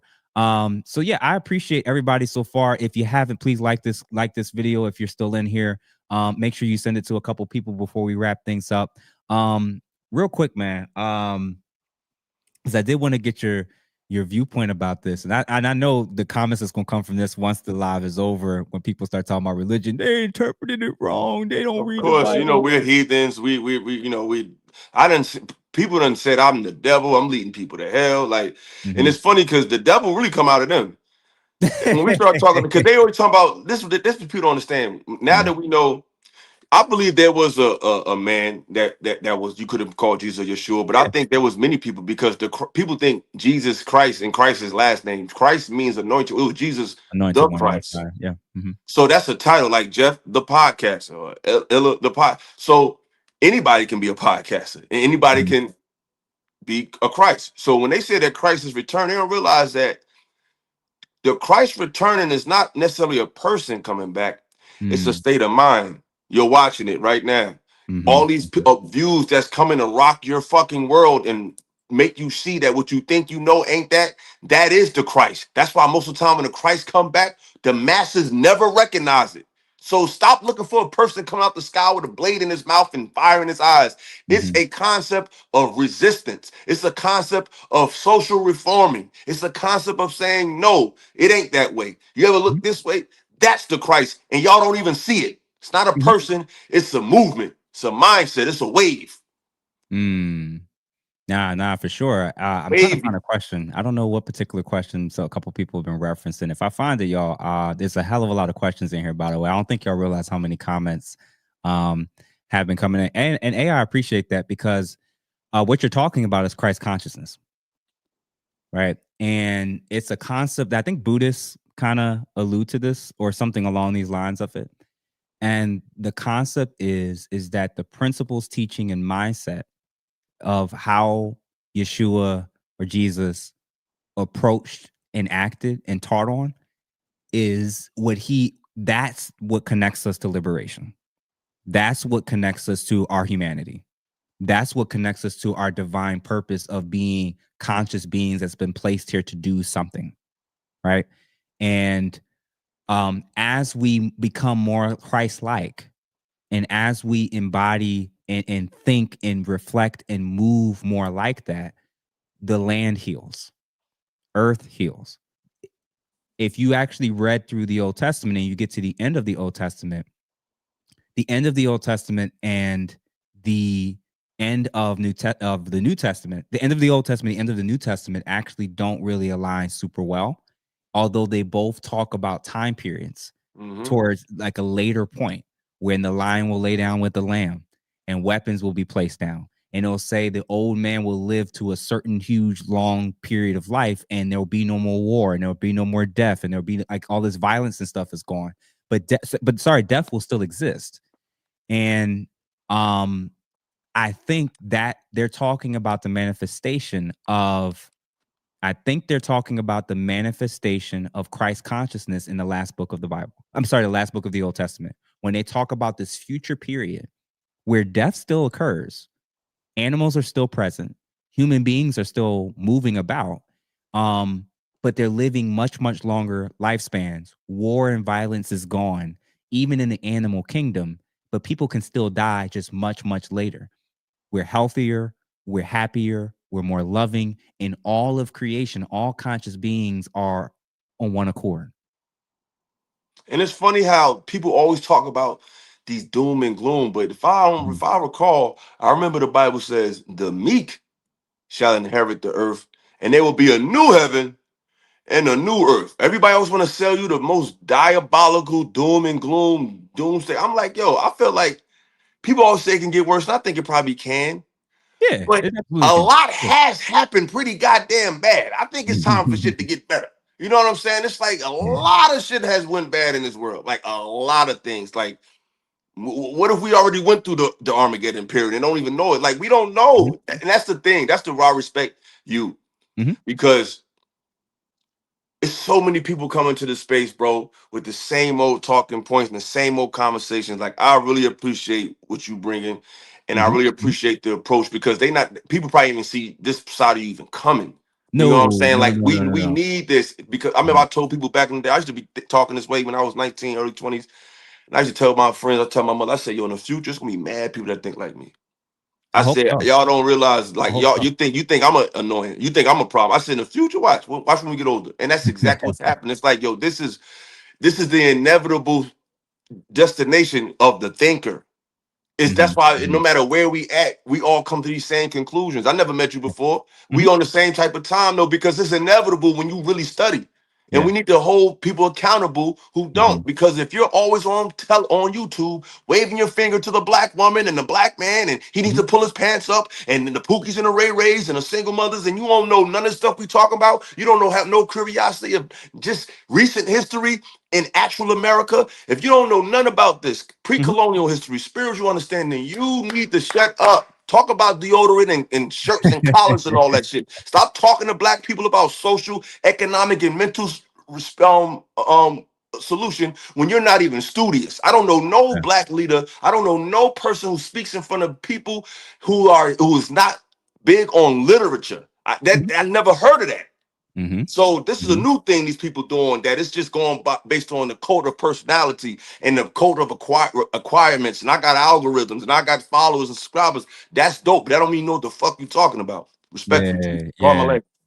Yeah, man, it's fire when I went down the rabbit hole and started pulling on the strings of everything, and I realized if I was going to make a major cognitive and intellectual leap, I had to start with the premise that I could be wrong, and and allow the information and all that I could possibly consume and find to give me an answer versus going in with an answer already.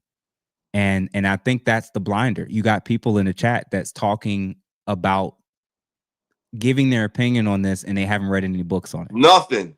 They right? quoting scriptures to you. That's the best Yeah, they got. yeah, and The it's like, cognitive dissonance is crazy. That's why I yeah, be telling people yeah, it ain't for everybody. It's for those who's got an ear to hear. The Bible, mhm, he said, those who got an ear to hear, let them hear. mhm, This ain't for you. If you don't get it, like because your time is up. The fallacies of these beliefs are falling down all around us. mhm, People are challenging belief more publicly than they ever have. Because once yeah, upon a yeah, time, people that bond of fear that people got, that shit is over with. People are not you fearful. Like I was watching the other day, the young brother NLE Chopper. okay, He was talking to Kirk Franklin and all of them, and mhm, Jonathan Majors, and it's so ironic. Jonathan Majors actually played in a show called Lovecraft Country, where yeah, there was a literal scene. This how fucked up our people is. mhm, Because that was one of the deepest shows ever. If people haven't watched that, you need to watch that. They broke it down for you in that show. He played a character who was trying to show his girl that, yo, it's bigger than the Bible. We gotta learn some magic or learn, just some other information. mhm, That's the character you played. But in mhm, real mhm, life, you ain't even what you played in a show. Like you don't even realize the mentality of the roles you even play. That's how blind they is. She mm, told Annalie Chopper, oh, he said, well, I think Jesus is more like, our brother, our ancestor, like something like that. Like he said, go back and read your Bible again. Like they were trying to shame him into just being a blind follower. And it's like yeah, those people are children of Satan to me. Like I mhm, take people who are resistant to knowledge and information. I despise them. Because our people didn't just die for you to vote. They died for you to be literate. They died for you to mhm, be able to use your fucking brain. They didn't just die for you to just be no believer and just believe, yeah, from the same people who lied to you. That's not mhm. even intelligent. How So about this? Oh, go ahead, go go ahead. ahead, continue, go ahead. No, but just make a long story short is Mhm, stop listening. If you want to talk to our people, stick to what you know. Stick to blazers, stick to the right shoes to wear for the right occasion. Do that shit. But stop having these strong opinions about what we should do spiritually, Mm-hmm. how we should deal with each other interpersonally, because it's a lot of things that altered our people to keep trying to speak to them from some draconian 1950s Bible Belt way. You Mm-hmm. got single mothers, single fathers, you got broken homes, you got great victims, you got a lot of stuff. So you ain't gonna just find this perfect whole person. Everybody be like, I want to find somebody whole. You ain't gonna never find nobody whole. You need to find Yeah. somebody who understand that they're not whole and is not willing to take their lack of wholeness out on you and compromise and love you for who you are. That's Mm-hmm. what you're gonna find. Trying to find Yep. this perfect person. Are you healed yet? As a matter of fact, I'm not. I'm a work in progress every day. I ain't healed yet. But Yeah. does that mean you can't like these? We just be saying shit, but Yep. when you really unpack it, it's nothing there. So hold Mhm. these people accountable to the stuff they say. They want to wave their finger at you. See what they know. They don't be knowing nothing. Listen, man. It's pretty okay. Let me set aside all the books, all the different people, the studies. Let's do a real easy one, very easy one for everybody who. And again, I'm not trying to convince people not to believe in their faith. I think that people have religious experiences all the time in different faiths. I've seen people change their lives when they turn to Islam, when they turn to the Nation of Islam, when they turned to Christianity, when they became Buddhists. So the religious experience in and of itself is cool because I think that there's something embedded within these things that are and can be helpful to people. I genuinely believe that. Placebo effect. Yeah, there's a combo of the placebo effect, but also that there may be some legitimate things that helps with discipline, structure, Absolutely. humility, um, thinking about more than just yourself, commands to think about your neighbor, ways of pushing people to know what forgiveness looks like. These are amazing concepts that I think nurture societies, literally builds up culture.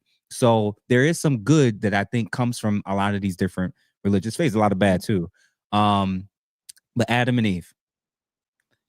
So we get, first of all, chapter 1 and chapter 2 are two totally different creation accounts. All right. And one was added much, much later. And one sounds like a very general one. And then one is very specific that leads to the entire line from Adam to Abraham, from Abraham all the way up to King David, all the way up to Yeshua or Jesus. When Adam and Eve did what they did, they get kicked out. They have a couple kids that we're told of. And when their kids are old enough, and Cain kills Abel, right? Cain gets punished and sent away, and he's terrified of the other people out there. I thought it was nobody else. Hold on. Because if you read it literally, linearly, Adam is first. Now, the Bible does a really great job of telling you how long these people lived, right? From Methuselah all the way down. It does a really great job. And when you add up the math and then you look up the bones of ancient civilizations, when you look up the books and the manuscripts, something's off between the timeline of what's in scripture. If you follow it to the T, exactly what scripture says, 33 or 34, 36 AD, and count backwards. Be as gracious as you want to be. And just look at the genealogical timelines. Add them all up as if they didn't even all overlap. It doesn't come close to what it is we actually see with our own eyes in all these ancient regions and areas. You're getting text from ancient Samaria where you're seeing the exact same stories that are clearly from an earlier time period than the books, when the books were written, let alone when the time period when they're saying that it happened. If the son of Adam and Eve is terrified of other people existing, and he went out and got married and had a wife that I can recall, The land of Nod. maybe there's much more information that isn't present in what it is that you're reading. It would be I'll phrase it this way. What's more likely? An imperfect being that does modifications to the human anatomy periodically over time. I don't like this. I don't like that. I got to make them be dumber. I gotta banish them from this. I got to keep them from that.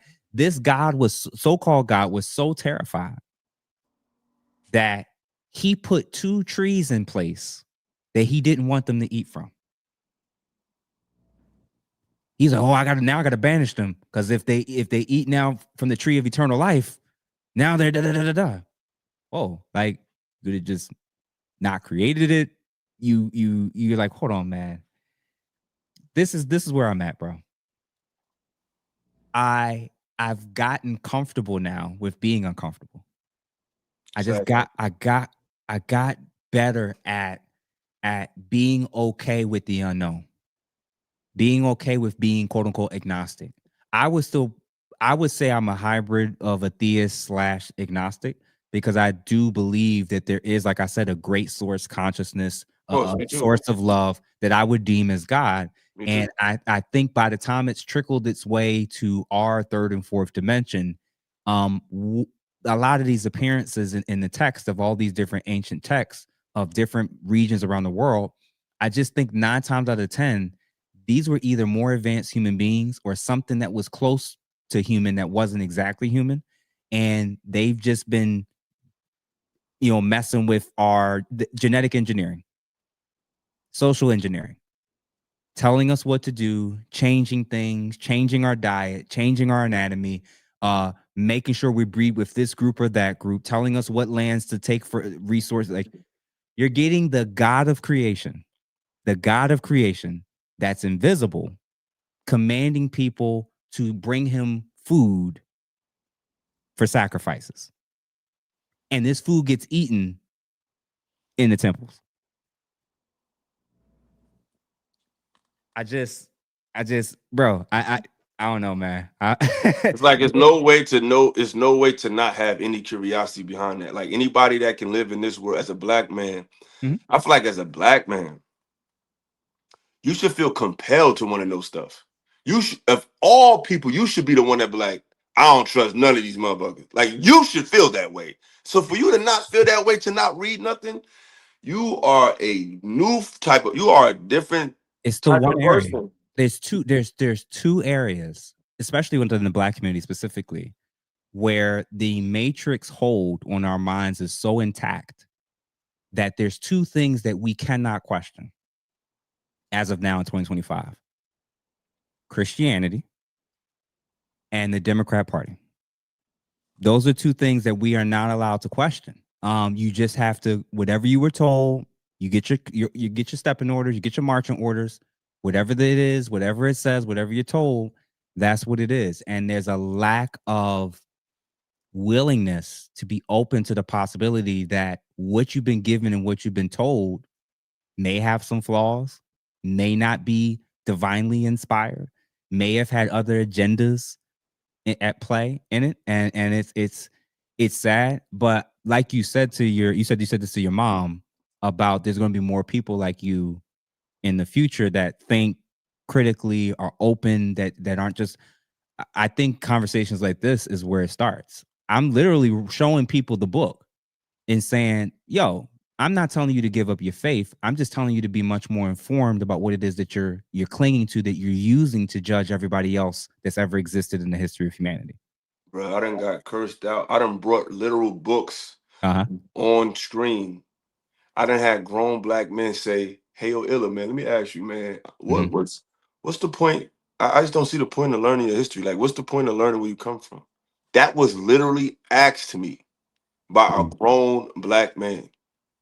Like these guys, man, these guys, like they have no respect of the scholarship. You know what I'm saying? It's like the scholarship comes from a place of love too. It ain't about just making you feel like we know everything. It's like, nah, I know I don't. That's why I started learning things, because I know I don't know everything. I'm trying to share my findings with you. That's the intelligent thing to do. That's the responsible thing to do, and that's allowing you to challenge me. Because if I gave you the information that I have, you can check if I misquoted it. You could check if I misinterpreted it. You have that. I have that vulnerability to you now. Mm-hmm. So how can that be taken towards any way of deception or deceit, or it's just the minds our people have. It's like they're really under a deep, deep trance, brother. Deep It trance. is. It is. And it's sad in a sense, not because I don't, like I said, I don't operate through the lens of like everybody gotta move like Jeff.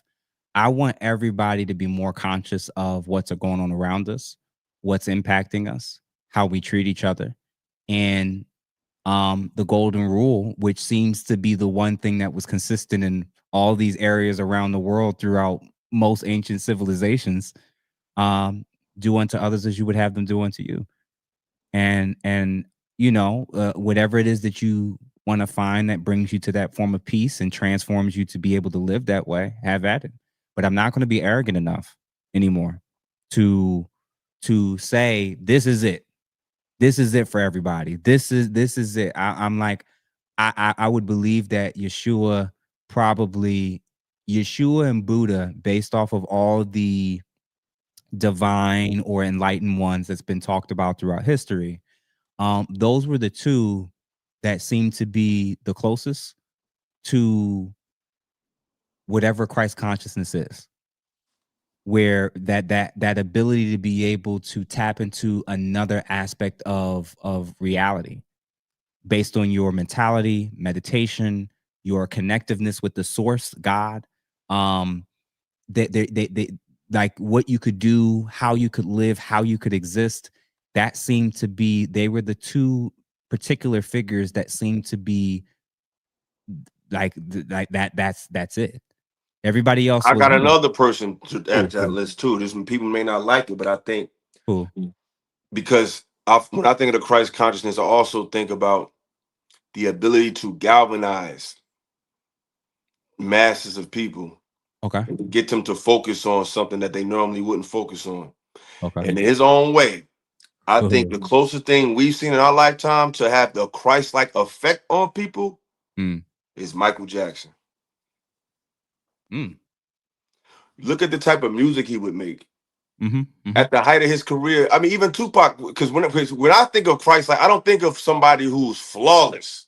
I Mm-hmm. think of somebody who has the ability to spark and move you to a way that it Mm. threatens the structure. Pac did that. Malcolm did that to a degree. Yeah. Yeah. Martin did that to a degree. And Michael Jackson did it with his music. You know what I'm saying? You got to think of a man who, at the height of his career, focused on things that ain't had nothing to do with his lifestyle. What about rain? What about elephants? What about like who makes songs Mm-hmm. like that? Mm-hmm. That's a Christ consciousness type of thing. He Yep. got the world at his point. He could talk about girls or whatever. He's talking about birds and the bees and the flowers and the trees as the Mm-hmm. biggest artist in the world. He been an artist since he was a child. People was falling out and crying. It's like, yo, that's it right there. It's that impact, that effect, that ability to get people to Yeah. look at the man in the mirror. Like, let's think of the song, the type of songs he made. See, when I people can think of sense that, Jesus, man. they Yeah. thinking about how could you? That's sacrilegious. It ain't about perfection. Nobody in the Bible was perfect for real. They all did Mm-hmm. some bullshit, and all of Jesus' homies was Mm-hmm. cronies and grooms. Like Mm-hmm. perfection isn't Christ-like. It's Mm-hmm. the intention that is more Christ-like than the lack of folly, in my opinion. But I digress. Listen, I really appreciate you sharing that about, obviously there's human beings that we know who had, and one way to describe it, and I've been trying to figure out how to articulate this, because when I was in one of my last classes, I was taking New Testament. I forgot the professor's name. Um and he had posed us a question, and he asked us, how do you know when you have how do you know when you how do you know that you have the Holy Spirit? That's what he asked us. How do you know? Like, and how can you feel when the spirit's like in you, like with this whole spirit's moving? Like, how do you know this? And everybody gave their different, answers or whatever, right? Like they was like, oh, it's a extreme conviction, or it's this, or it's that, and some people describe like a certain sensation or warming sensation that they would feel in their body. And I, at the time, was like, yeah, I've felt at moments like this is right, this is wrong. When I do something wrong, I feel this extreme guilt and shame and everything. And and he was like, so like, is it heartburn? Is it like you being nervous? Like what is it? And people are trying to describe this, and it was just like this, like a lot of people describe it as a very warming sensation that kind of goes all up and through their body, and is usually in reference to something religious. A lot of people experience this during praise and worship in churches when the spirit's high, like their body temperature rises, like they get elated, like they feel this euphoric feeling, right? And for years, I attributed that to God, the Holy Spirit, the church, like just being in it, being in it, like being in being in the moment, right? And I soon after that, I was just more cognizant of that feeling and emotion. And then over time, I started to notice I would periodically feel the same exact emotion when something really powerful, dope, amazing. You're at a concert and you hear some sound that was like, oh my God. And you see the wave of what's happening around you, and everybody's like in this moment together where it's peaceful and people are all singing and vibing out to some incredible music. And I felt, Oneness. and I've won this, and I felt it. When you're watching a sport and you're seeing the peak of human ability doing something, or in this moment when a guy does something he's tried to do his entire career, and his kids and his family run out on the track or the basketball court to celebrate with him, and you feel this thing. And again and again and again, I started, when I became more aware of it, I started to notice it, and I was like, oh snap. So religion gives us a language to describe an experiential reality that a lot of people have experienced, regardless of whether or not they heard that specific religion or not. Sin, feeling like you're doing something wrong, knowing you need to do something better, knowing you need to forgive, feeling extreme guilt. All these models are describing that. They're all describing it. They're all describing something similar. And it kind of rocked me when I was like, the very thing was like, well, this is what lets me know, like, this is what's true. I'm gonna let y'all in on a story, man, and it's gonna blow your mind. And this has happened. And have you heard of the like sleep paralysis? Yeah. Right. And have you heard of like the whole paralysis that people have where their eyes open, or they think they see something, or their body can't move, and Mm-hmm. they sense like they see like something's in the room with them, or something's pinning them down or whatever. Um, that happened to me. That happened to me in a previous relationship. I won't mention her name. But basically, bro, long story short, we both had grown up in the church together. I mean, not together, but we both grown up in the church. We both considered ourselves Christians, and believed in the gospel and all that stuff. And one night I woke up and I couldn't breathe. Mm. And my eyes shoot open, and I can't breathe. I can't move. And there was something like looked like it was like either standing or right hovering over me, and it looked like it had its hand and arm and hand extended towards my neck, and I couldn't speak. I i couldn't i couldn't do anything. And the girl who I was with at the time, was right next to me. And I'm trying to move, I'm trying to get her attention, and she is sound asleep. And as I feel like I'm about to pass out, because I literally felt like I had gone on over 30 seconds at this point, I then hear a noise next to me, and it's her. And she starts saying something on her. She's still asleep, but she's Mm-hmm. saying this word, and it's her name. And I'm just gonna pick a name. Let's say her name is Josephine, but it's really low, and it doesn't sound like her voice at all. This is the same time while I can't breathe and can't move. Only on my eyeballs can see her mouth is moving. And she's saying, um, Josephine, Josephine, Josephine, over and over and over. But it was a deep, dark voice I've never heard a human being say. And this is from a petite woman. And I can't move. I can't breathe. I feel like I'm about to pass out. The chick right next to me is saying her name in a deep, dark, it damn near sounds like a demonic voice, bro. And I just my mouth finally started to move just a little bit for me to start saying Jesus. And it started off slow.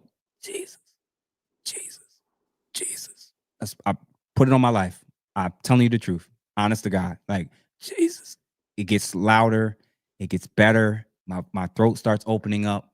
It feels like something is releasing my whatever was constricting me. And I look over. I still can't move my head. I'm still saying this. She stops saying it. And when I looked back at whatever it was that was above me, it's gone. I feel this flush of feeling come back, and like my whole body feels like I was stuck and frozen, and now I can move. I shake her. Yo, Josephine, did you know what just happened? She said, what are you talking about? I sat on that probably for 6 to 8 years and never told anybody. So I'll never, in my critique of any religion, of any text, want people to believe that I don't believe that there's more than what we see, or believe that there's not power way beyond what I can do with science. That happened to me. And again, it's one thing for a lot of people to say, oh, sleep paralysis, your brain just probably came up with something to make sense of why you couldn't move or why you couldn't breathe. And that's why you thought something was holding your neck. That doesn't explain why somebody right next to me started saying their name in a voice I've never heard at the same exact time I was experiencing that. So I have no problem with believing that there's good and bad and more to what's going on beyond what we can imagine. I'm just open and honest enough with myself to know, like, I don't know that the construct of what's been presented in one religious text is sufficient to explain it all. Exactly. That's all we saying. Yeah. And I'm also saying that, and I'm standing on that the spirit that's over the black church and most Christian churches, I think that's nowhere near God. And I think it's something very dark, very low vibrational, not just because study says that, but based on the spirit of how y'all act when someone just has inquiry. You literally turn into one of the most demonic, most narcissistic, judgmental, dismissive people I ever seen in my life. You literally turn into that right before my eyes, just because I said, well, I don't necessarily think that I have to believe in Jesus rising from the dead. I believe there was a great person of back in the day that had the knowledge of self, at a time when obviously nobody around him did, and I think they killed him for it. But do I think that believing or worshiping or remembering his mutilated body is the answer for my salvation or the afterlife or being or the definition for what makes me a quality person? Absolutely fucking not. And nothing logically will ever make me come to that conclusion. And if that's the thing that turns you off from learning, you're a fucking fool. And you can be a fool all you want. That's your right to do. Just stop talking to people on the internet about life. No, man. Listen, bro, I appreciate this. I know I've held you super long, and I had so many things in my agenda that I was thinking, and I just knew that if we just get on one of these topics, we could just go in this for days. And we gotta do this again, man. Oh yeah. We may have to do this once a month, bro, because as fun as podcasting has been, it does suck when there's certain topics and the depth limited conversations. Yeah, you can't. It's not even on the table. And they're gonna try to put you in the box because you done been on Fresh and Fit. So now they're like, oh, he's another Kevin Samuels. It's like, no, bro, because what them men said is really common sense when you know what time it is. You done been outside and been around women. It wasn't groundbreaking the stuff they said. It just shows you how much men were just really fucking green. But but as a man, once you get to the nitty gritty, we got the women thing, we got the money thing. Like, you don't have any curiosity about what this whole thing is about. And it gets Mhm. tiring when you can't talk about nothing but sports, economics, and dating. It's like it's Yeah. more to life than that. It's more Mhm. perspective than that. And it's very common to be deeply spiritually and metaphysically curious. That's actually normal throughout history. It's only obscure now. Mhm. Mhm. Nah, I think so, and you're right, man. That people really, you know what it is. It's not. I think a lot of times people want to point to its arrogance, its pride, its ego, it's this or that. I It's a think it's total fear. opposite. It's actually the opposite. I think it's fear. I think people fear the idea that all it's the process I went through.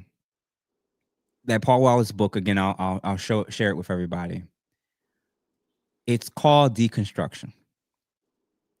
And if something is true, and it's objectively true, no matter how much you chisel away at it, it won't go away. If it stands scrutiny, how about this? I'll say it this way.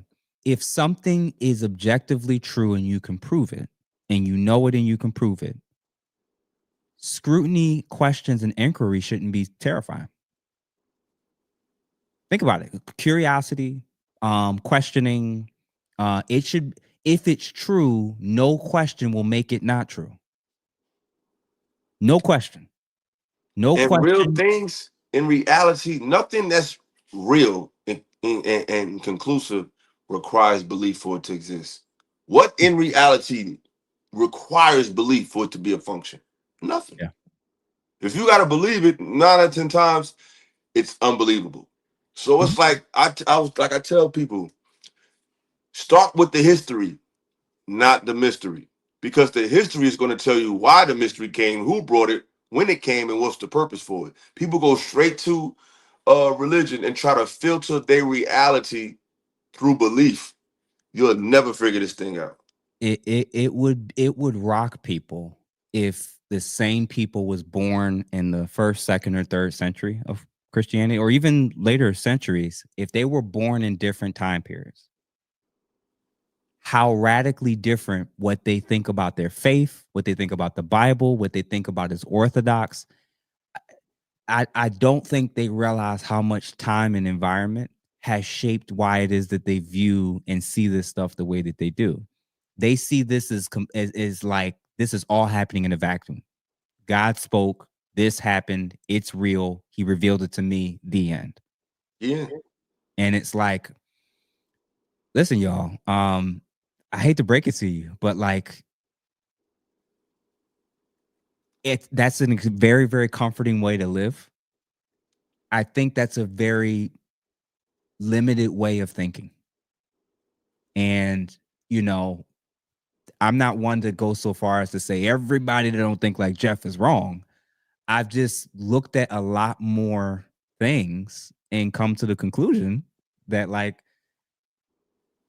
I don't think much of what we've been offered and allowed to have and say these are the things to let you know if you're educated or not. These are the things to let you know if you're how you can vote. These are the ways in which you can worship. I don't I don't think that the person or people who have the worst intentions for all of us again left things in place that would lead towards our own liberation and freedom from their system. I know that sounds shocking. Maybe that sounds controversial, but I don't think the most evil, most powerful people in the world have left much that would help destabilize their ability to control our lives and control society in the world.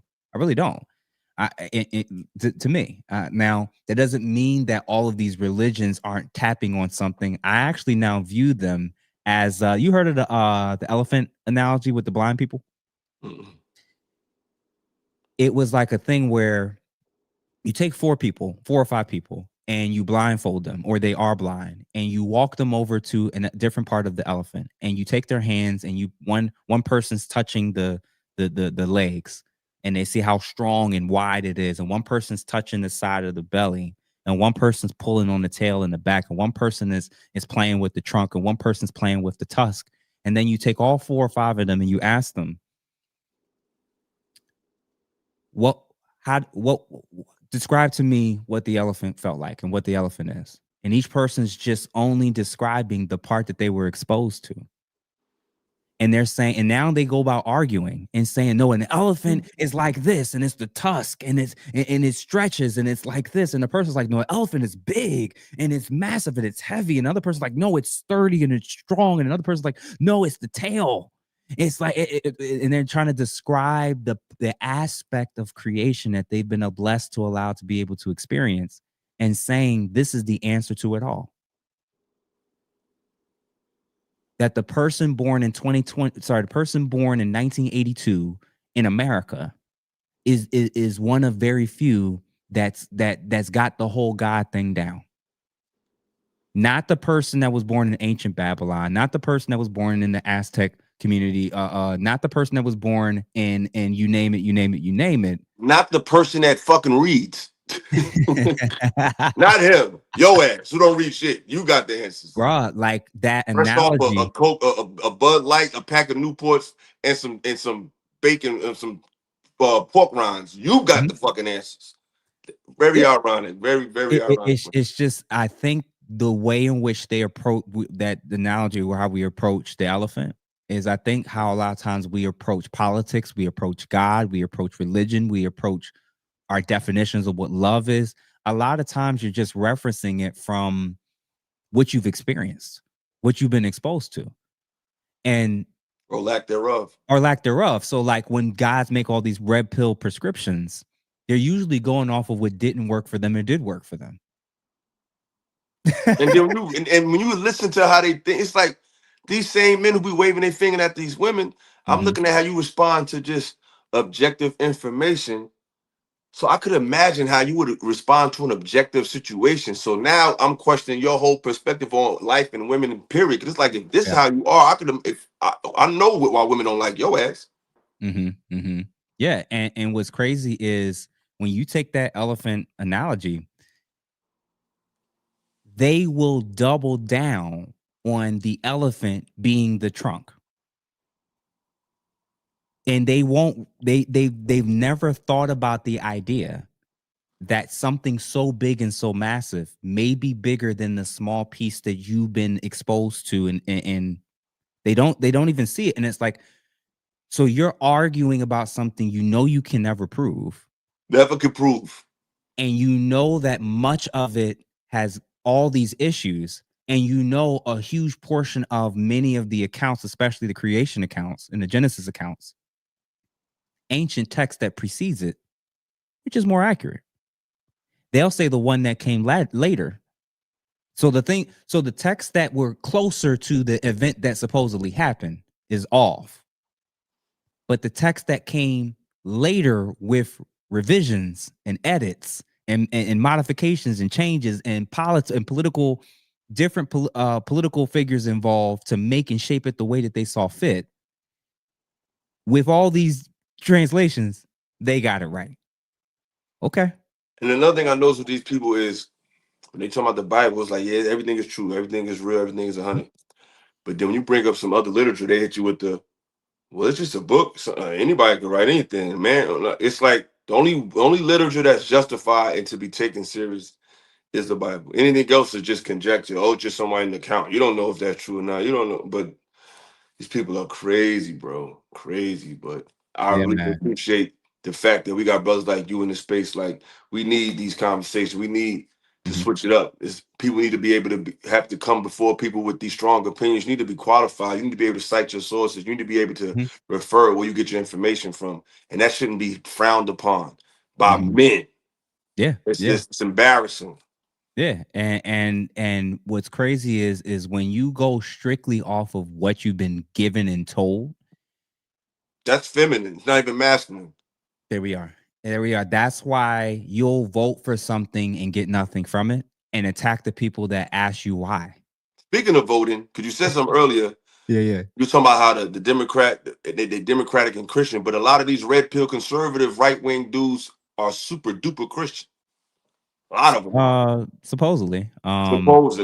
supposedly. I think there's some legit dudes that's really, really about it. I think Andrew Wilson is legit about it. I think that there's You think he's people legit about what? Being a Christian?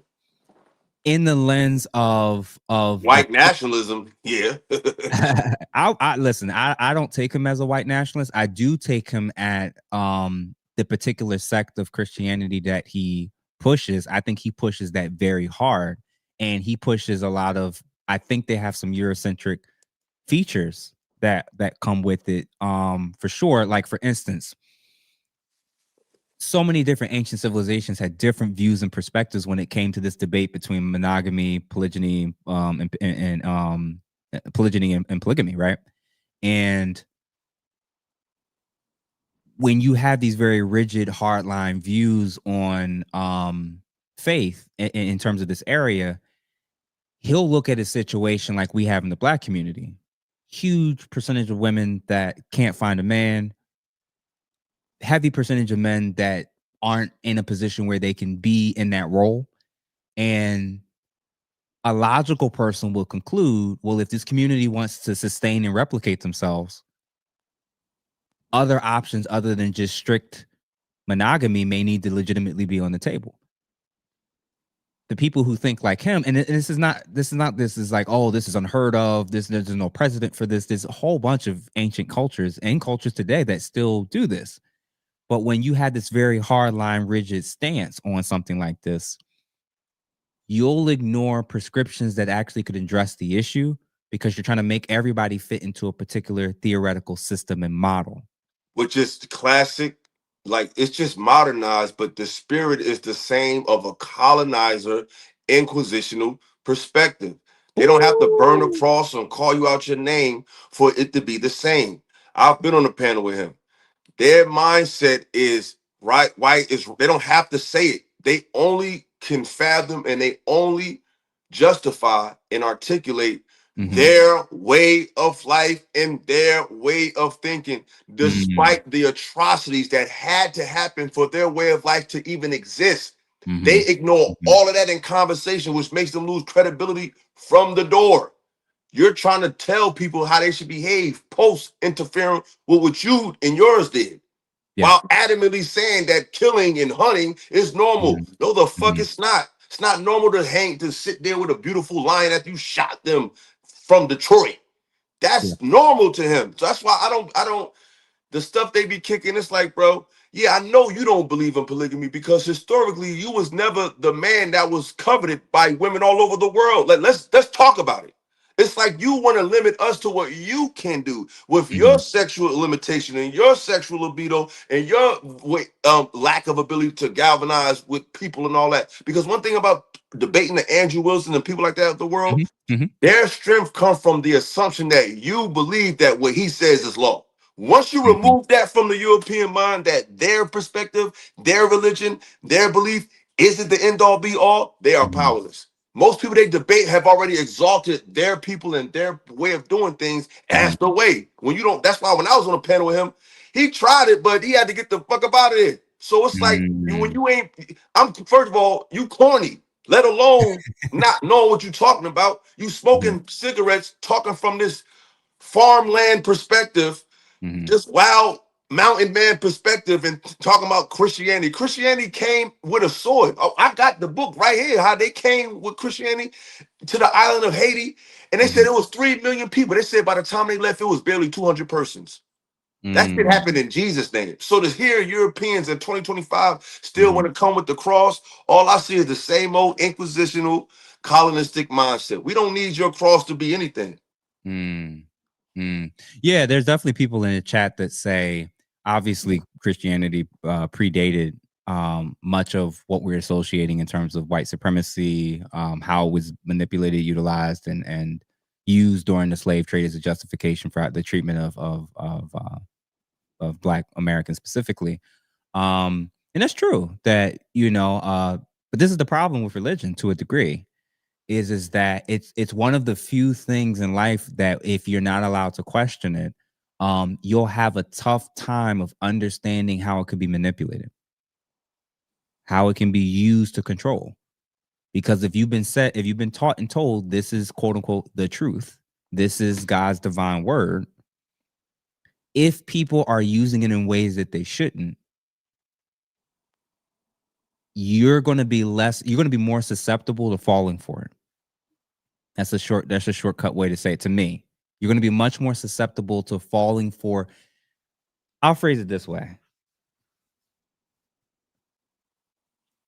There are people who believe that if they don't give back to God 10% of whatever they make, tithing, they're going to go to hell. Like God got a cash app. Like it's like really you don't even got to get deep with these people. It's like he got jail or something. Like how do you know he got it? How, like, you gave it to the pastor, bruh. You gave it to the presbytery. Like, these people are under mind control, and these other type of guys, they talk to us because they don't think that you know nothing else. You don't know nothing besides what we taught you. How dare you, Negro? And when you go outside of that, they're powerless, and they do ad hominems. They get the fuck on because they only. It's like with us. It's like two people. You got people that it's like being somebody who was raised poor, but you was really a billionaire, versus somebody who was raised rich, but find out they really ain't had shit. That's the different mindsets when it comes to the white American, black, or the original people versus the European. It's like it's the assumption of knowledge that they have over you because they believe that all you know is what's been allotted to you from their society. And when you go outside of that and around that, their narrative dissipates in seconds. Yeah, I agree, and it's true that when we have these conversations, the reason why it never goes anywhere and why the people who may know more information aren't able to have a good conversation, because you buy into the premise that they already have landed on truth. They've already their lenses, they're already operating on truth. So you'll see it in the comments. They're not people who have seriously done what we've done so far. They haven't started from the premise that I'm wrong and I need to prove myself. That I study to show thyself approved. That's what the word says. Yeah, you're approaching the material in such a way to where you already have built-in assumptions that doesn't even allow your mind to go in certain directions or places. You have a built-in mental approach that keeps you from actually learning, that keeps you from questioning, that keeps you from growing in many respects. And it's sad to say, it actually keeps you from being able to, I think, be much better at understanding and having grace for other people. When you have a very militant mindset in this area, this is why you can so easily think that a aborted fetus is going to hell. That's what you're thinking. The child in Gaza and Palestine that got blown up and didn't hear certain things or didn't believe in the gospel, didn't hear about the gospel, didn't get an opportunity to, and they're 7 years old and get hit by a sniper shot. Well, guess they going to hell. That's how you get to. They have the spirit of their father, the devil, always jealous. Like I don't hear Muslims in the street saying Allah is the way. It ain't Buddha. It ain't Jesus. They don't do that. You find them in their houses of worship. Christians go out to strangers and tell them what they should believe, and whatever they believe is wrong. That's demonic. I was on a panel the other day. My brother's a Muslim. The brother gonna come on there who he ain't read nothing. My brother quoted off the mad information, dates, times, chronological order, the books he's written. This man talking about something. I wish you guys were Christian. He already told you he was a Muslim. Why would you say you wish he was a Christian as if he's missing something from someone who hasn't read shit? This is a demonic, sick mindset. And I'm glad we having conversations like this because they may seem like, they may feel like they're only empowered by the acceptance of this faith in secular society. Yeah. Their favorite celebrities are Christians. Their favorite, it's been accepted. Anything that has to be pushed on you all the time is not natural. All the religions in this country, they never talk about nothing else. You got Muslims, you got Buddha.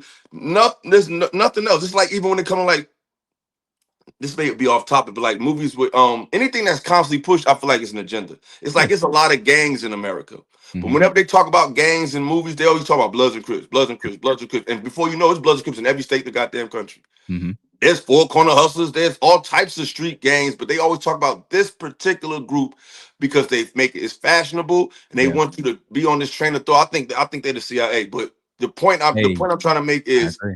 Christianity is the only thing that's constantly telling you while you're minding your business that you have to be like this, you Mm-hmm. should be like this. And if whatever you believe, it doesn't matter to my unless it's what I say. That's Yeah. demonic, that's narcissistic, it's Mm-hmm. arrogant, and it's extremely insulting and disrespectful. Because Mm-hmm. you're dismissing all the things they went through to lead to their train of thought because what you said. Yeah. It's disgusting. And the crazy part is because they have such a low view and value of environment and nature versus nurture in terms of And information. the nurture part, they you'll have to lean so much more heavily into the other side, which is predestination. Your fate is sealed. God already has decided who's this or who's that.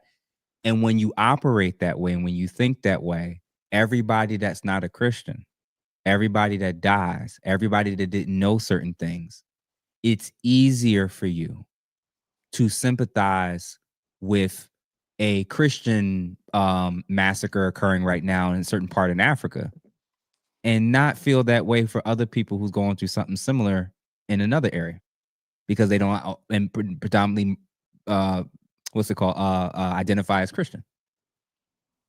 So this is how a short way to say it is if your religion has resulted in you having more love for your tribe and your group Have at it.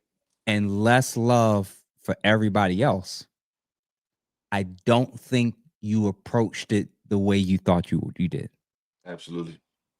I don't think you approached it the way you thought you did, personally. So listen, man, I appreciate you, bro. This was a Man. so I needed this, and I'm glad that you did this. I had a feeling that I've watched enough of your stuff to know like we probably would be able to kind of go pretty deep with stuff like this. So for those Yes, that sir. asked, real quick, and then I'm gonna give you an opportunity to let everybody know where they can find you and how they can support you, for sure. Obviously, I've been at different points showing everybody the book "Escaping from Eden" from Paul Wallace. Does Genesis teach the human race was created by God or engineered by ETs? He has a YouTube channel, and that was how I found out about it. And when you get done watching his YouTube channel, if you binge it, I'm watching it tonight when I get off the live. I'm checking it out. message me after once you watch 2-3 clips of what this man talks about, and it is going to blow your mind, bro. It's going to blow your mind. And the second thing is, there's another channel called Myth Vision, another individual who also another individual who was a former Christian and would bring former Christians on, former pastors on, and they would talk about the very same things that I mentioned today. People who are expert linguists, people who are great in Greek, people who are great in ancient Greek, ancient Hebrew. These are people who went into it, like you said, to believing it, wanting to prove it, wanting to become an expert at it. And Myth Vision is another one where they try to show you how and why people start deconstructing their faith and then what gets rebuilt up on the other end after you've gotten done actually asking all the right questions, finding out much more information, filling in the gaps that the Bible doesn't touch on. On the other end of that, you're just mentally at a whole different place. But it's not to lord it over everybody else and say you're stupid because you still going to church, or you're an idiot because you still praying to Allah. Da da da da da. It's more so, I think, it moves you to a place of being humble enough to say, I won't know till I'm gone. That that's what I be telling people. I say, yo, why are y'all so afraid to say I don't know? I was talking to a brother. Mhm. They are such in a trance. He was on the panel the other day, and he was like, well, what about the youth? You know, you're talking about the Bible, but what about the youth and preparing them for the afterlife? I said, brother, he said, as an older man, we should be Yeah. preparing them for the afterlife. I said, brother, as an older man, I'm mature enough to tell a young brother, I don't know where you're going afterlife. What Yeah. I can do is help you with things that can help you to have a better life. And if you do believe in the heaven and hell concept, whether I Mhm. believe in it or not, if I'm teaching these young boys how to be better people, where Mhm. am I preparing them to go? Yep. So whether I believe in heaven or hell has no bearing on whether my advice would take them to A or B place. Yeah. So it's like it's like you have to validate their belief in everything you say. They don't Yeah. have abstract minds. Like the host asked us, he said, if without religion, how would you guys figure out, like, what would you do without your faith? How would you navigate?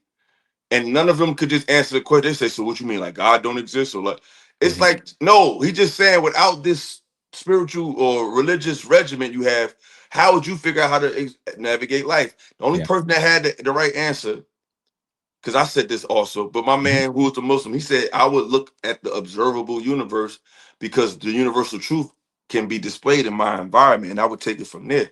All of Mhm. them needed to qualify the question multiple times. So do you mean so is God real? Are you saying if I've never read the Bible? It's like they can't even fathom Mhm. an idea that comes from within their own divine ability to download, to just Mhm. come with an idea from within. They Mhm. cannot do it. It's just to see grown men who have channels, who Mhm. always talking, have this limited thinking is crazy to me. So, so It shout it out to you, brother, because you listen. bringing a whole other fresh breath of fresh air, and I'm Yeah. glad that we have a space like this Mhm. for these conversations. It's much needed, brother. Well, listen, I appreciate you for joining and engaging in this with me. I know it took, damn, we almost on 4 hours. Wow. This was, because you got Yeah, to this realize, was juicy. and for everybody that's watching this, y'all got to realize how rare we get to do this with people in our everyday lives. It's not that people are dumb around me. It's that most people are scared. They're fearful to have these types of conversations, and they're very uncomfortable with what's on the other side of that. And when you go through the process of deconstruction, it's life altering. It strips you down. You're tearing down things that you've been told your whole life is that predicated your existence on, your identity on. It is identity shattering to reevaluate something that you believe for 30 years, But when 40 you come years, out, 50 years, man. Like, so I don't fault people who will never, ever, ever want to question certain things. I understand why that's the case. Because I know it's scary. It's terrifying. And like you said, like I said, it does, people don't know what's on the other side of that. So they'll stick to what they do know. And I understand it. So the thing is like, I still love everybody. I still have love for everybody. I still want everybody to experience the joys of what we can in this life when the cost of living is going up. And I hope that we become more conscious and aware of our actions and how we treat each other. And more specifically, I hope in the process we actually start to experience with the last book of the Old Testament, just that, whether it's pre or post tribulation period, as some people said. Me personally, I'm probably a partial preterist myself if I was really going to lean in my bag theologically, for those who understand that. Um, that period of time when war ceases, when weapons are placed down, when peace takes over, and everybody goes vegan, and there's no more killing, and men are allowed to die in their old age. Um, I don't think, this is just me, I don't think that's just going to happen overnight, just magically. I think that's something that's probably going to happen partially as a result of changing, us changing, us as people, us changing, us loving, us sacrificing as we become more Christ-like. yes. I think all of creation in the world around us will start to heal more. And whether or not you want to call it Buddhist consciousness, Krishna, Christ consciousness, whatever, does it help you be a better human being towards the people around you? Because if it doesn't, and that's unfortunately the case for many people who still go to church to this day, then what are you going for? what's the point? Like, because what's the point?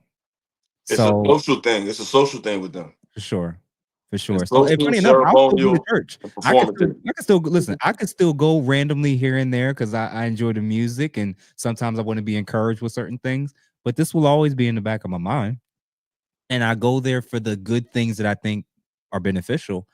But me not going last Sunday, I don't think it's make or break for me or whatever's on the other side of this, personally. So listen, man, tell everybody, one, what were your honest to God thoughts about your first time coming on the platform, some of the discussions we had, and then also let everybody know where they can find you and support you. My first thoughts was it was gonna be heavy, maybe so much more about the dating game a lot. Mm-hmm. But when you sent me a set of questions, I said, okay, I like where he gonna go. Either way, I was down for it. You know what I mean? Because I Mm-hmm. like how you present yourself, and I like how you carry yourself, and you seem like a not seem, you are a very intelligent brother, I and appreciate it. you cool. You know what I mean? East Coast, we gotta stick together. So that's that. As far as where they could find me Mm-hmm. at Illasophical on Instagram and TikTok. I had they locked me out my first TikTok. I had to build another one. Mm-hmm. And you can follow me on YouTube, Illasophical Radio. Check me out, follow the page, like, subscribe. I got a lot of dope interviews with a lot of dope people. Check it out. You know what I'm saying? I got an interview with Young Goldie, I interviewed Big Ja, interviewed Beasley from URL Mm-hmm. TV. I could interviewed Melvin Farmer, Marvin Kingsley, aka Ayatollah Marv. It's some Mm-hmm. cool, interesting conversations. Kev Mack as well, and today the brother Jeff. So the legend continues. You know what I'm saying? We out here. So Man, I had a pleasure. It was a pleasure, bro. I really love this conversation, and let's do it man. again, man. For sure, for sure. All right, y'all. So give it up for the man. All right, bro. So I'm gonna let you go. And Peace. yeah, man. So listen, y'all. That was incredible. I thoroughly enjoyed it. I think that we're getting to a place and point in this channel where I think what I'm doing, and again, I've been planning this for quite a while. I'm hoping that you all are starting to sense with this channel is that you can't predict much of anything. You can't predict much of anything. And again, the goal is for you to become a more open, well-rounded critical thinker. And I hope y'all enjoyed this because I thoroughly did. And again, it's not to agree with me or even agree with Illa as much as it is to be open to the possibility that you may need to learn more, you may need to read more. And a lot of people who may not think like you or worship like you or vote like you um may not be as ignorant, dumb, and evil as you may have believed them to be. I think we're all human beings that's been placed here to experience and love and figure out what the heck it is that we're supposed to do in this life. And I would have loved it for it, having grown up as a Christian, to state comfortably with 100%, like all of humanity has been exposed to this. Everybody knows it. 95% of humanity that's ever existed hasn't. And yeah, the more I looked, the more I went through introspection, the more I went through the process of deconstruction, the more I actually looked at experts that actually write on and do commentary and are linguistic experts on the very book that we keep kind of slamming over everybody's head. The more and more certain things didn't make sense, and the more I appreciated the general message of what it was, I think, trying to communicate, especially from Christ. And my hope is that we just become more well-rounded, learned people that are curious about becoming wiser, smarter, more loving and caring. So I hope this was helpful. This was my busiest week, y'all. I am tired. Your boy met with Mika on Tuesday. And that was awesome, where we talked heavily about politics.